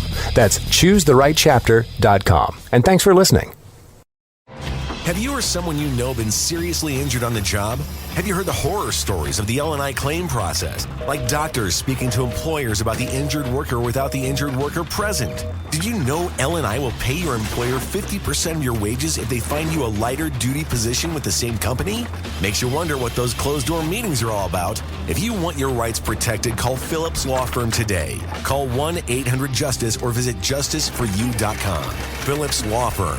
Justice for you. Want a little more pleasure in your life? Make 2024 your year to experience more pleasure than you thought possible. Lovers has the best adult toys, lingerie, and accessories to explore alone or together. Let our associates guide you on your pleasure journey and save 20% on your purchase with Lovers Afterglow rewards. Just mention Love 20 at one of our 18 Western Washington locations. Offer valid with free Lovers Afterglow rewards membership until January 31st. Some exclusions apply. At Grainger, we're for the ones who specialize in saving the day and for the ones who've mastered the art of keeping business moving. We offer industrial-grade supplies for every industry with same-day pickup and next-day delivery on most orders, all backed by real people ready to help. So you can get the right answers and products right when you need them. Call, clickgrainger.com, or just stop by. Grainger, for the ones who get it done. Have you or someone you know been seriously injured on the job? Have you heard the horror stories of the L&I claim process? Like doctors speaking to employers about the injured worker without the injured worker present. Did you know L&I will pay your employer 50% of your wages if they find you a lighter duty position with the same company? Makes you wonder what those closed-door meetings are all about. If you want your rights protected, call Phillips Law Firm today. Call 1-800-JUSTICE or visit justiceforyou.com. Phillips Law Firm. Justice for you. Want a little more pleasure in your life? Make 2024 your year to experience more pleasure than you thought possible. Lovers has the best adult toys, lingerie, and accessories to explore alone or together. Let our associates guide you on your pleasure journey and save 20% on your purchase with Lovers Afterglow rewards. Just mention Love 20 at one of our 18 Western Washington locations. Offer valid with free Lovers Afterglow rewards membership until January 31st. Some exclusions apply. Your home is going into foreclosure and you feel like a financial wreck. You don't know where to turn for accurate information. I'm bankruptcy attorney Travis Gagne. Let's talk about some legal options. If we work quickly, we can propose a plan to save your home, modify the loan, or in many cases even eliminate your second mortgage. The consultation is free. I've helped hundreds of people just like you make informed decisions about whether to save their home or exit it on a reasonable, organized timeline. The chapter you choose sets the tone for the next chapter of your life. Please contact me today at choosetherightchapter.com. That's choosetherightchapter.com. Let's play Beat Migs. It's time to play the game. So everybody scream his name. Beat Migs. Don't be a loser. Whoa. Beat Migs. You're a loser. Who's ready to be Migs? I know Adam from Shelton is. Adam, are you there? Good morning. Good morning. Hey, Adam. All right, Steve, now get out. Goodbye. For those playing at home, Adam has 60 seconds to answer 10 questions. You can pass all you want, but you will only get 3 guesses per question. Are you ready? Let's get at her. At what university did Tiger Woods play collegiate golf for 2 years before turning pro? Princeton. No. Yale. No. Stanford. Yes. The Netflix series Stranger Things takes place in what decade? The 50s. No. 60s. No. 70s. No. Queen had the mid-70s album titled A Night at the what? Roxbury. No. Pass. Traditionally in business language, what does the abbreviation EOD stand for? End of day. Yes. What is the largest city in Ohio? Chillicothe. No. Columbus. Yes, Cincinnati. Columbus. If there are 5,280 feet in 1 mile, how many feet are in half a mile?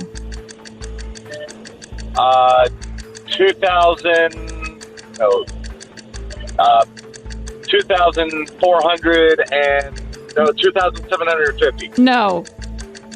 2,942. No. Uh-oh. 3 correct, Adam. Oh, man. You know, a little math to rough. start your morning, okay? I hate those city questions. I really do. Really? They're very deceiving because you're probably going by population, I would imagine.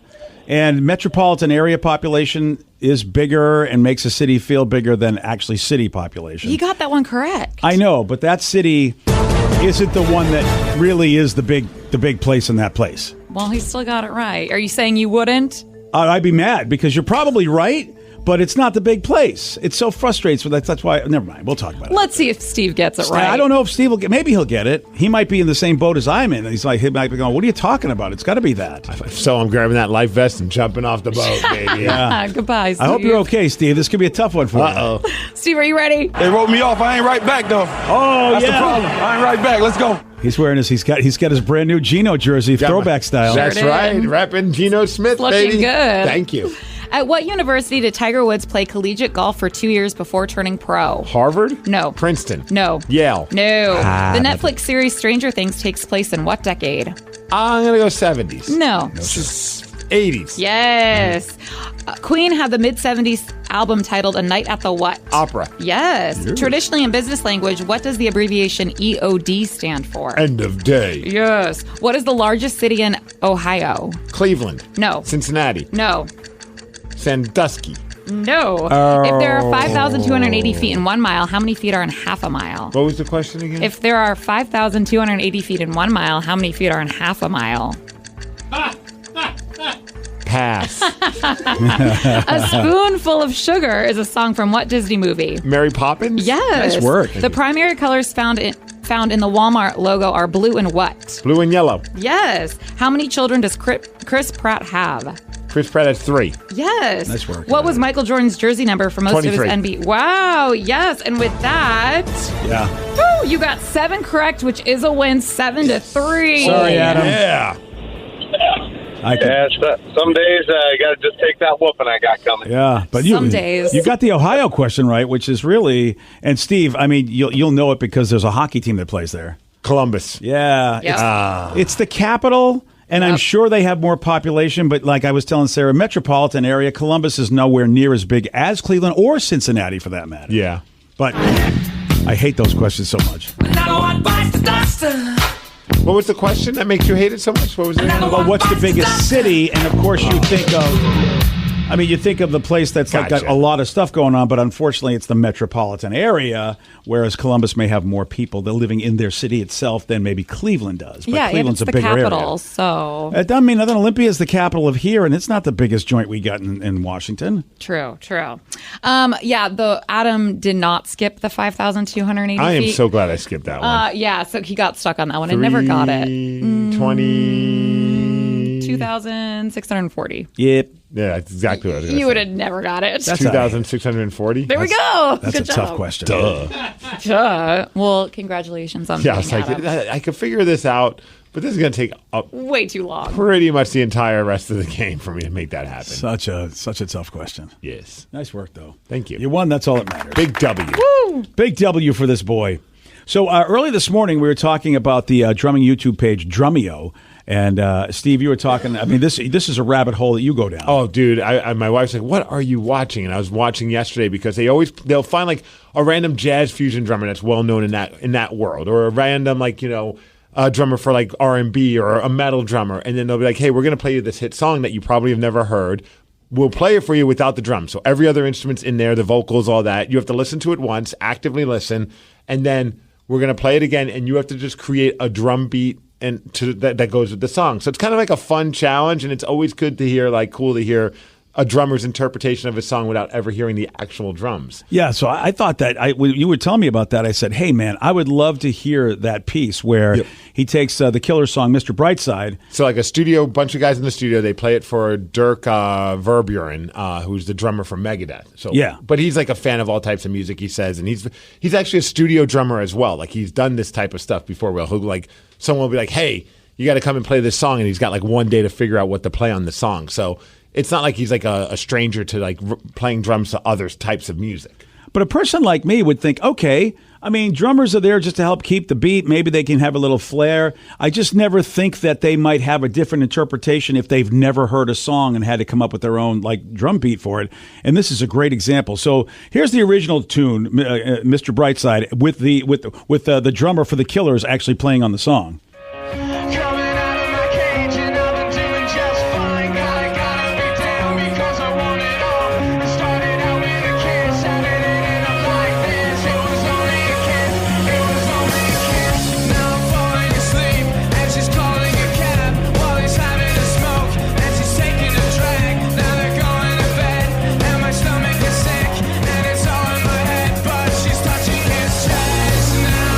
That's I think his name's Ronnie Fanucci. He's a good drummer. Oh, what a great name, Ronnie Fanucci. Hey, I'm Ronnie Fanucci. I feel like he should always wear shirts where it's completely unbuttoned, showing his chest hair. Yeah. Yes. That's just the look. And his nickname should be the Nooch. The Nooch. Oh, yeah, the Nooch. You're right. The Nooch on the drums. Hey, how you doing, Nooch? 4 on the floor with the Nooch. So hearing that sort of, I think, a frenetic pattern that builds with that drum, I would just go, of course that goes with this song.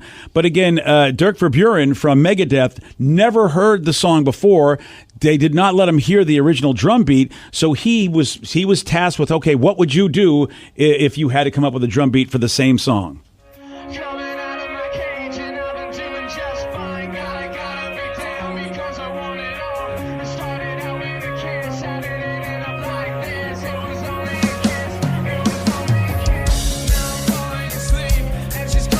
Oh, wow. See how it slows it down? Yeah. And it's the same tempo.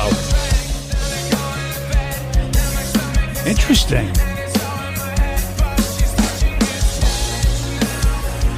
Wow. You know what, Steve? I've never, ever noticed drums before, but boy, that is decidedly different. It's a massive difference. Yeah. And then he throws in those little double bass licks like a metal drummer. And then this part, he starts building it back up, and it's kind of similar to what Ronnie does.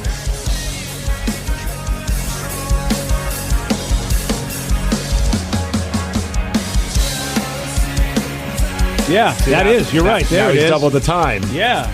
It's kind of fun if you're not a drummer to kind of hear why drumming is very important to a song. It surely is, dude. Honestly, man, Plus, it's fun to watch this super metal drummer from Megadeth play this super over-the-top pop rock song. Yeah, this it doesn't sound bad, and I don't think I would have noticed the difference out of either one of them if you just said, well, this was going to be the riff. I would have been like, okay, I mean, it doesn't hurt the song, but boy, it's so different than Nooch's. I think the Nooch. the Nooch's is so different. I think the verse part, I don't think the song would have ever been a hit if that was the type of drumming. It just kind of, and it's no insult to him. He even said oh yeah, that's actually a really cool way of playing the drums on that part. It slows that song down. Yeah, and it doesn't have that same energy that you love. I mean, the verse, the chorus, and then everything after that, he kind of goes along with how it should sound. But it's crazy what a difference a different drummer can make for a song. You know, it's interesting because you talk about pacing, man, and it all started earlier, a different version of Basket Case. And it's a country version, but it's also a slower version. Yeah. And I watched the Go-Go's documentary, and they talked about the fact the reason the Go-Go's became hits was because they told them to slow it down because they were super quick pop punk, and they had all the songs they had. Yeah. But they were like, if you just slow this down a little bit, you guys have got hits. And once they did that, my gosh, That's funny. Yeah, and so you're right, Steve. The tempo and the it just means so much. Which is funny because the tempo is the same. I mean, he's just playing along to what was already I should say recorded. the speed. Yeah, I the mean, speed. he kind of doubles the tempo a little bit. You know, obviously, like, yes, you can't do much other than that. But it's funny to hear how, like, his style of drumming just did not mesh well for the verses. Well, thank you for doing that, man, because I really was really ignorant to what drummers do. I couldn't tell the difference with my naked ear until you gave it like that. That's a great site, Drumeo. Oh, dude, you want to go down the rabbit hole. I mean, they have like another, do I got the time? I don't know if I got the time. I don't know if we do, but like I know there's like one guy, like I think he was the drummer for Michael Jackson. Yes. They have him listen to Linkin Park. And like he has to figure out what to do. Again, never hearing the drums. Wow. Some well-accomplished jazz drummer listens to Metallica. It's super fun. That is very fun. And you can tell the drummers really enjoy doing it because it's a challenge. Yeah. Yeah. Oh, that's awesome stuff. So the site's called Drumeo on YouTube? Yeah, it's on YouTube. Yeah. And it's all free for you to enjoy. Oh, that's the price we all like. The best price, free content. BJ and Migs, mornings on The Rock, 99.9 KISW. Hey, you got something to say? I got something to say. They're wild, rabid, and on the loose. This is Listeners on the Loose. 99.9 KISW, The Rock of Seattle. Listeners on the Loose, brought to you by Whole Foods Market. Listeners on the Loose, you pick the topic, you guide the show. Here are the numbers, 206-803-ROCK. Okay, that's all the numbers you need to call. That's all you need to text, 206-803-ROCK. But you know Steve. Steve doesn't tolerate mediocrity. Oh, I kind of tolerate that. Just as long as it's high energy. Show some energy and bring it. Otherwise, we're at the gong ya and then say goodbye. Goodbye, old friend. So if you can bring some high-end mediocrity, 206-803-ROCK, that's the number to call. That's the number to text. So we want to know, Jason from Tacoma, he said, what was the path like to a career in broadcasting? I was hanging out with the men's room on Sunday. He says, hanging out with them really inspired me. And people have always told me, I have a voice for radio. What was your journey to where you all are? Was it a rough one? Would you recommend it? Steve, you know how much I love this question. I love this question so much. I hate this question so much. I love it so much because it's a funny thing that whenever I meet somebody and they're like, people have always said I have a voice for radio. What do you think? And I'm like, do you not hear my voice and other people's voices? Like, voice has nothing to do with getting a job in radio. If it did, I'd be unemployed. Not anymore. It used to. Yeah, it did. It used to. But I mean, I slur my words. I have a slight lisp. I mean, I can't help myself. What do you want from me? My tongue's bigger than my mouth. But somehow I've been able to make a career out of it. I don't even English isn't even my first language. I don't even know what my first language is. I don't know what your first language is. I think it's just stupid. Stupid's a great language, though, because a lot of people speak it. But I think it's funny when people say, how can I get into the radio industry? I have a good voice. I'm like, well, that's not – unless you're looking to be like the announcer guy, like does like all the production stuff or voiceovers – your voice really doesn't. I mean, it can't be awful, but you know that's not really the make or break for a radio career.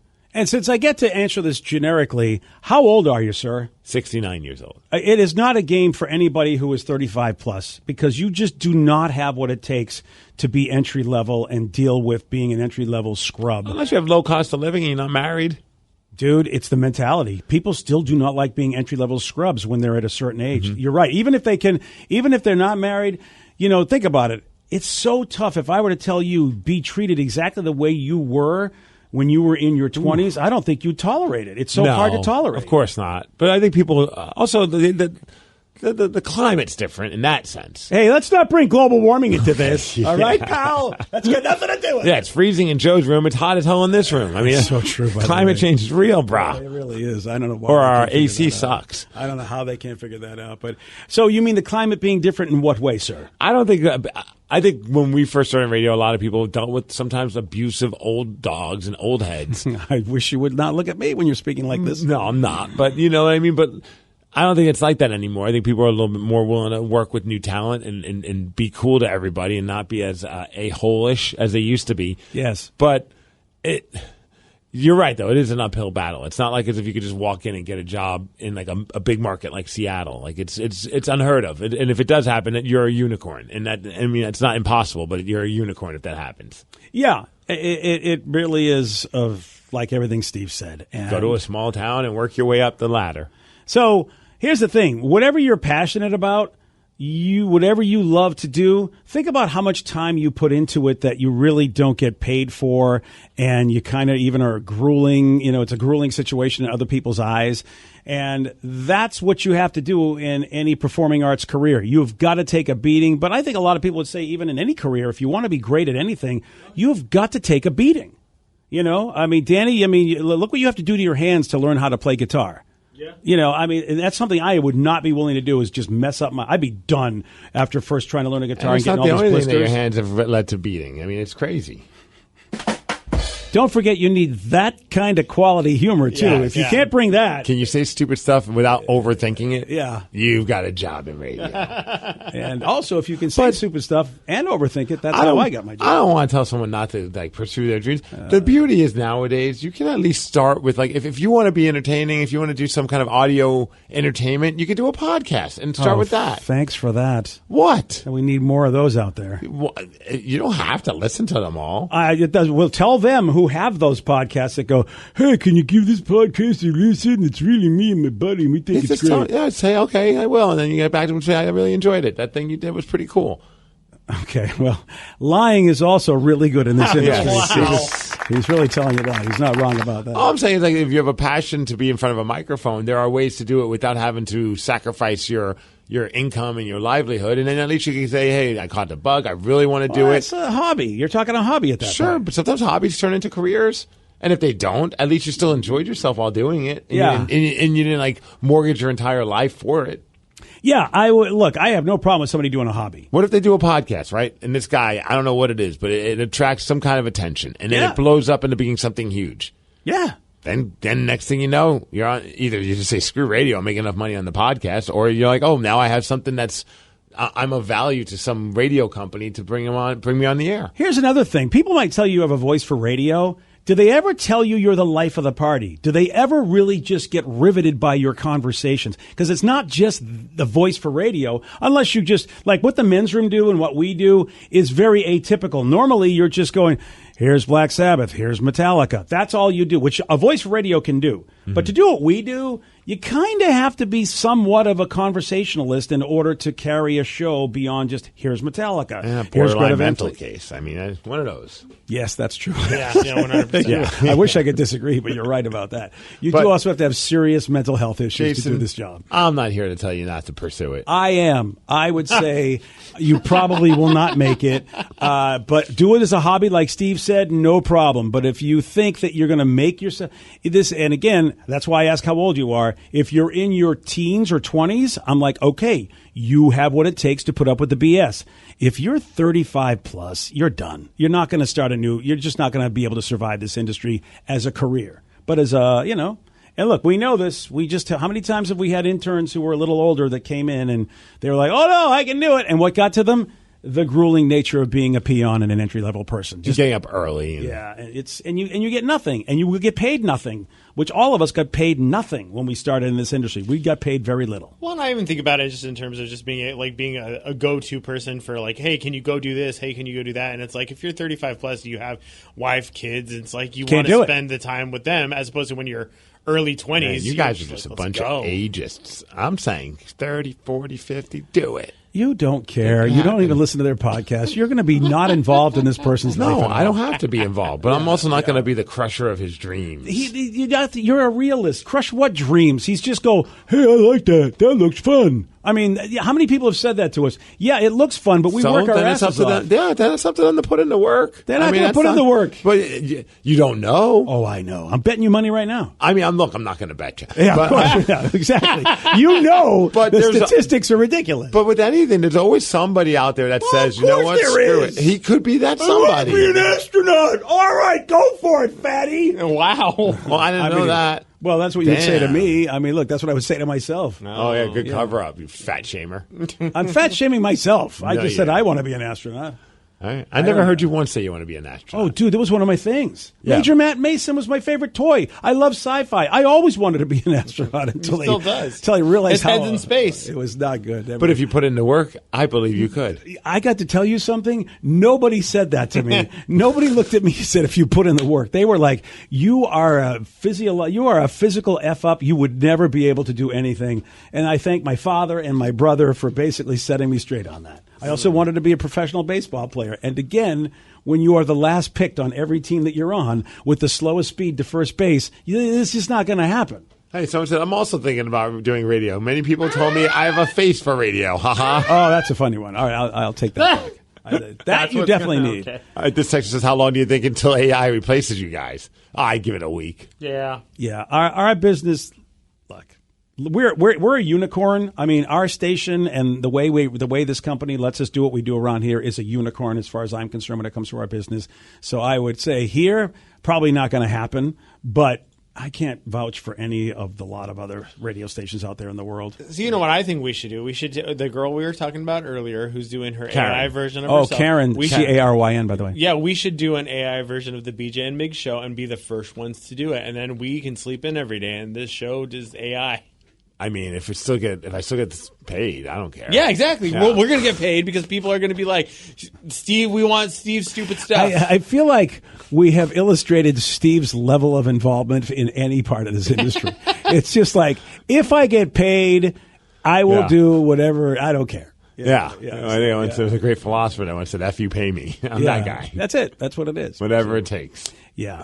And look, I don't crush anybody's dreams, but Except I am for a Jason from I am a Tacoma. realist. I will tell anybody, I will tell anybody, hey, dude, you got to do this. You see me at conventions. People come up and I go, you're doing the wrong job. You should be over here, there, and everywhere. But who's to say? It would be literally me at that point. Who's to say it? I grant it's a little. I have a great success It's a rate. lot different. But I took up wrestling in my 40s. And if I told someone one day I'm going to be on All Elite Wrestling, they would be like, there's no chance. You're too old. Is that, well, all right, look, no doubt about it. Yeah, that's insane. But it is insane. You're right. But at the same time, you've always approached this as a hobby. Yes, which is why I would never dissuade you. Right. And I'm not like I'm going to quit my job and sacrifice my entire leave my wife. Well, let me just say one bro. thing. Let me just say one thing because you don't often pat yourself on the back. If not for how great you are in this career, those opportunities don't happen. You'd just be a dude wrestling. But because of how great you are in this career, I think that and the fact that you busted your ass to at least be somebody they wouldn't be embarrassed to put in the ring, this is what has helped you. Yes and no. All right, fair enough. Well, I tried. I tried to give you credit. I thought the radio gig would help. It didn't. It honestly, truly, if it did, I would have got to wrestle in Seattle. Nobody even knew I was on the radio until after I wrestled in Portland. That's what I'm saying, because the kind of guy you are, you do not bang your own drum as much as I think that other people would. If you would have let them, like other people in your position would have hounded them to let them know you were this guy. Because I know it started as a joke on the radio with the interview with Tony Khan, but it was very apparent that he did not even know what was going on with the dark stuff and with all the extra talent, because nobody knew until I was getting ready to leave in Portland, and one of the ladies goes, "You never told us you were on the radio." Exactly. And I looked at her, I'm like, at what point am I supposed to say that? See, there are people that would have, though. And then she's like, you know what? We respect that you didn't. Yeah. But, so that's why I say, I mean, locally, definitely opportunities have happened because what I do for a living, and it helps, get the word out about wrestling. But, that in that situation, that was dumb luck and hard work, obviously. But that's why when someone says that, that's why I say, focus it on it as being like a hobby. That way, but that doesn't mean don't have in the back of your mind that, hey, if I really excel at this as a hobby, maybe it could become something. And if it doesn't, oh, well, whatever. But if it does, holy crap, what a cool life experience that you became a radio personality all because you started a podcast. Well, that's the key, Steve. You've always known this was a hobby. Look, if it transformed in somehow, some way, the WWE just said, dude, sorry, you're the man. Brother. Well, at that point, they have to say brother, otherwise I'm not answering the call. Then I'd expect you to quit. But that just goes without saying. If your hobby becomes so amazing that you can transform it into your career, no one's going to have to pull you aside and go, hey, dude, you should do this for a career. You'll know it. Right. It's not going to, that's why when people go, you have a voice for radio, great. But right now you have a voice for a hobby, and maybe it will transform it to something tremendous where that can be your 9-to-5er, and I have no problem. But look at it as a hobby first. I always love that when someone said that, because all they're saying is you have a deep voice. That's it. Yeah. That's really, at the end of the day, when anyone says that, they're like, you have a voice for radio. It's like, you have a deep voice. I'm more impressed by somebody that can carry on conversations, and no matter what you're talking about, they You never have a personality for radio. Yeah, that's the one. See, that's what I like. BJ and Migs, mornings on The Rock, 99.9 KISW. Have you or someone you know been seriously injured on the job? Have you heard the horror stories of the L&I claim process? Like doctors speaking to employers about the injured worker without the injured worker present. Did you know L&I will pay your employer 50% of your wages if they find you a lighter duty position with the same company? Makes you wonder what those closed-door meetings are all about. If you want your rights protected, call Phillips Law Firm today. Call 1-800-JUSTICE or visit justiceforyou.com. Phillips Law Firm. Justice for you.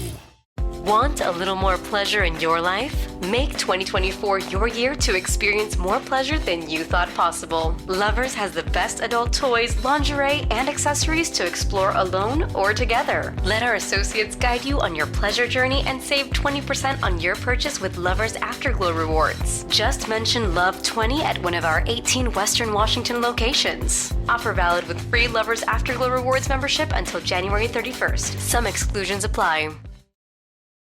At Grainger, we're for the ones who specialize in saving the day and for the ones who've mastered the art of keeping business moving. We offer industrial-grade supplies for every industry with same-day pickup and next-day delivery on most orders, all backed by real people ready to help. So you can get the right answers and products right when you need them. Call, click Grainger.com, or just stop by. Grainger, for the ones who get it done.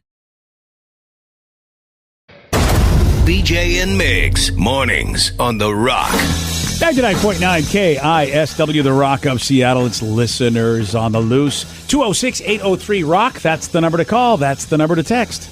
So today I came across the AFI's top movie quotes of all time. I was wondering what you guys thought of it. I agree with the top two. Yeah, I have seen this. Okay. And I don't like it.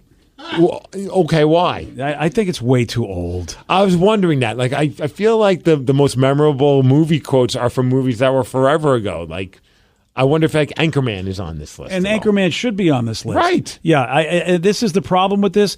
So here's number one. Okay. And I would argue that, boy, if you're under the age of 35, you have no idea what this is from. And it might even be older than this, but we'll see. Frankly, my dear, I don't give a damn. Oh, yeah. I don't remember what movie that's from, but I remember that line. Yeah, like I've heard it a million times, but same thing. No idea. Gone with the Wind, man. Yeah. Have you seen Gone with the Wind? Many times. What's wrong? I don't know. I took a bunch of Wow, I have no desire. Well, is it a musical? No. I thought it was. The hills are alive. No, that's The Sound of Music. Oh, yeah. Nice try. Never mind. I'd make fun of you, but I get those confused too. Yeah, totally different movies. Because The Sound of Music was during, it was during World War II. I think Gone with the Wind is set way like in the, I don't know, even a lot earlier than that. I'm feeling pretty confident that I will never see Gone with the Wind. Yeah, there's no reason to. Right. I mean, unless you're a movie buff. Here's the thing. The line, frankly, my dear, I don't give a damn, back in 1939, which was a tremendous year for movies. I mean, that was the year that Wizard of Oz came out. 1939 is considered one of the best years ever for movies. The word damn was very controversial. It was a swear word, a big-time swear word. So I get that that's why it was such a powerful line back then. But I mean, now it doesn't mean a thing to me. But I think you hit it on the head with the entire thing of it's from the golden age of cinema. Whereas, now we're not considered in that anymore. So you can argue, and I know like people argue it all the time, but they're just saying that cinema will never be as good as it was back then. Oh, I argue that 100%. Because to me, this is the greatest movie quote of all time, and it is truly the golden age of cinema. I love scotch. I love scotch. Scotchy, scotch, scotch. Here it goes down into my belly. Right? Yeah. Anchorman. Yeah. Well, there's a lot of great quotes in Anchorman. I agree. This is though it's not the number 2 of all time. Here is the number 2 of all time. I'm going to make him an offer he can't refuse. Okay, I know that one. Yeah, and that was that's a very quotable line. Oh, on the day of my daughter's wedding, and I'm making an offer that can't refuse. I'm wondering if these are the top movie quotes of all time because they have kind of evolved after all these years. They're still in our vocabulary. Yeah, I would think it has a little bit to do with that because there are times where my wife will be saying something that I'm like really not vibing or whatever, and I almost will be like, frankly, my dear, I don't give a damn. And I don't even know where I'm coming from, but I'm just joking. I'm just joking with her. It's just kind of evolved from like this movie that nobody probably has seen ever except Danny to, this is just something you say, or when someone says, frankly, my dear, you are going to finish that sentence. There are probably several people who listen to our show that do love that movie, just like yelling at the radio, like, a lot of people have seen that movie, Vicky. Yeah, they're all dead. Yeah. Fair. They're all at the funeral home right now Yes. yelling at me. Yeah. Here's the number 3 movie quote of all time, and I would argue that, look, those first 2 movies, Gone with the Wind, massive classic, same thing with The Godfather. This movie definitely is a good movie, but I don't think a lot of people know about this movie at all. I could have been a contender. Is that Raging Bull? No. Raging Bull's a lot. That was a lot later than this. Is this a boxing movie? I don't even know. I have no idea because I never saw it. It's Marlon Brando. I know he was in this movie called On the Waterfront, but it was released before I was born. Pretty much as well as Gone with the Wind. It's an ex-prize fighter turned New Jersey longshoreman struggles to stand up to his corrupt union bosses, including his older brother, as he starts to connect with the grieving sister of one of the syndicate's victims. It's a great movie. 1954. Even though I haven't seen it, I was about to say, it's well received. It's well received. You can't then say it's a great movie. No, what I mean is that it's regarded as a great movie. All this time, I thought that line was from Raging Bull. Yeah, that's the thing. Because it's a movie about a boxer, and I was like, okay, well, it has to be from Raging Bull. But who knows that movie? Nobody. I didn't even know the name of it, Yeah. and I still don't. That's the number 3 of all time. That's why I question this list. Like, since 1954, has there not been other quotable movies that we can say these are lines that stand the test of time? I'm sorry, I'm 99% on the tomato meter, 95% from the audience. And this isn't about how good the movie is. We're talking about the greatest movie quotes of all time. But that is a great movie quote. I can't argue that. Like I've people use it and quote it all the time to the point where it's so iconic that it doesn't even matter what the movie is. All right, how about this one? How about this? So you're telling me there's a chance? Yeah, and maybe that's the problem. Is that maybe some of these I just don't know what makes it. If it's iconic and goes in people's lexicon, doesn't that count? I think it should count. And you're right. I could have been a contender. Goes in there, make him an offer. Doesn't refuse. So far, I mean, as much as like these are all great movie lines, I don't disagree. But I also think, I mean, even though it's the greatest movie lines, not the greatest movie. I think that if it's a critically acclaimed movie that was done really well, I think that adds to it being the greatest of all time. Even just the quote. I can't believe, you guys are younger than me, and you guys are actually for this, so I'm definitely in the minority. What about I'll be back? See, I think that should be here. I don't know if it is or not because I'm going just through the list, but that is, to me, is a great line. A lot of Arnold's lines could be... Your clothes, give them to me. I think, yeah. I mean, I think they should count because, again, we're talking movie lines, not great movies. Here's the number 4 greatest movie quote of all time. Toto, I have a feeling we're not in Kansas anymore. Can you play Pink Floyd while you play that, please? Because otherwise I don't want to hear it. Now, outside of The Godfather... because I know a lot of people still watch that movie. I feel like The Wizard of Oz has been watched a lot more than Gone with the Wind. Both came out in the same year, 1939. I stand by that. I stand by that. That's a great line because people still, at least in my generation, we all watched The Wizard of Oz many years after it came out. The text is a good one. It falls in line with what you like. May the force be with you. Yeah, that should be in there. With you. That should be in there. Every time someone says it. Yeah. Tell me you grew up Catholic without telling me you grew up Catholic. Pretty much, right? Yeah. All right, here's one that I mean, it is a great movie line. He's looking at you, kid. Yep. Do you know what that's from, though? Is that from like The Great Gatsby or something? No, it's not. No. Do you even know who said it? Some Ernest Borgnine? No. I mean, you're kind of close.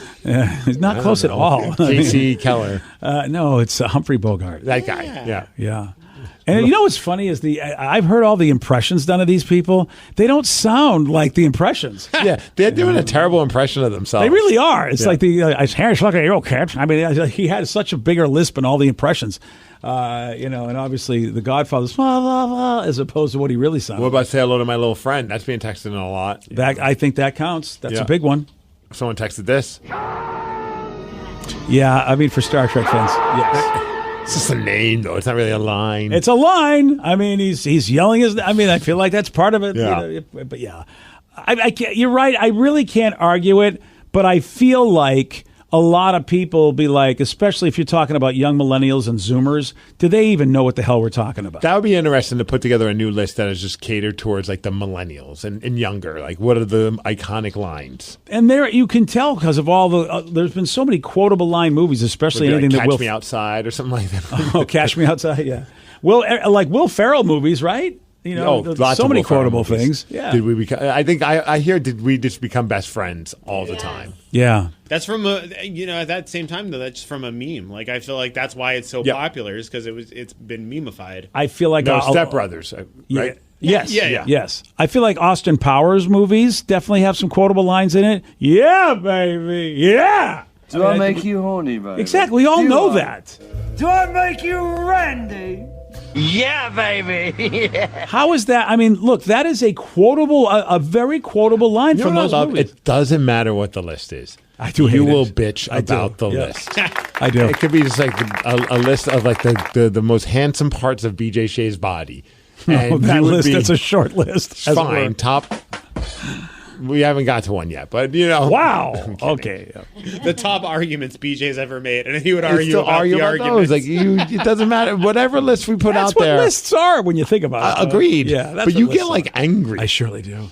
I really do. It's like, who made these people in charge to make a list? Text guy go. You want the truth? You can't handle the truth. It's a great line. Yep. And again, show me the money. Again, and these movies are all a lot more current than what these movies are. These are more current movies. So that's why I say you really have to take that into account where society is. All those movies are a lot more recent. Someone's got a good one. I think we've all used this at some point when you see all your friends or you're trying to catch, hey, you guys. Oh, yeah. Yeah. It's good stuff, man. That reminded me of when I call my little brother. I'm like, you're killing me, Smalls. Yeah. Oh, yep. Sandlot. Yep. That's good stuff, man.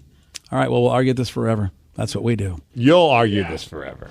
Okay, fine. You're right. You don't ever give anything. It's only Pearl Jam's 10 that you'll argue forever. There's some very quotable lines in that. But you have to listen to it its entirety or you don't get them all. Absolutely. Listeners on the loose, you pick the topic, you guide the show. 206-803-ROCK. That's the number to call. That's the number to text. Let's go to Ian on I-5. Ian, you are on the Rock. You talking to me? Am I talking to you? Another great line.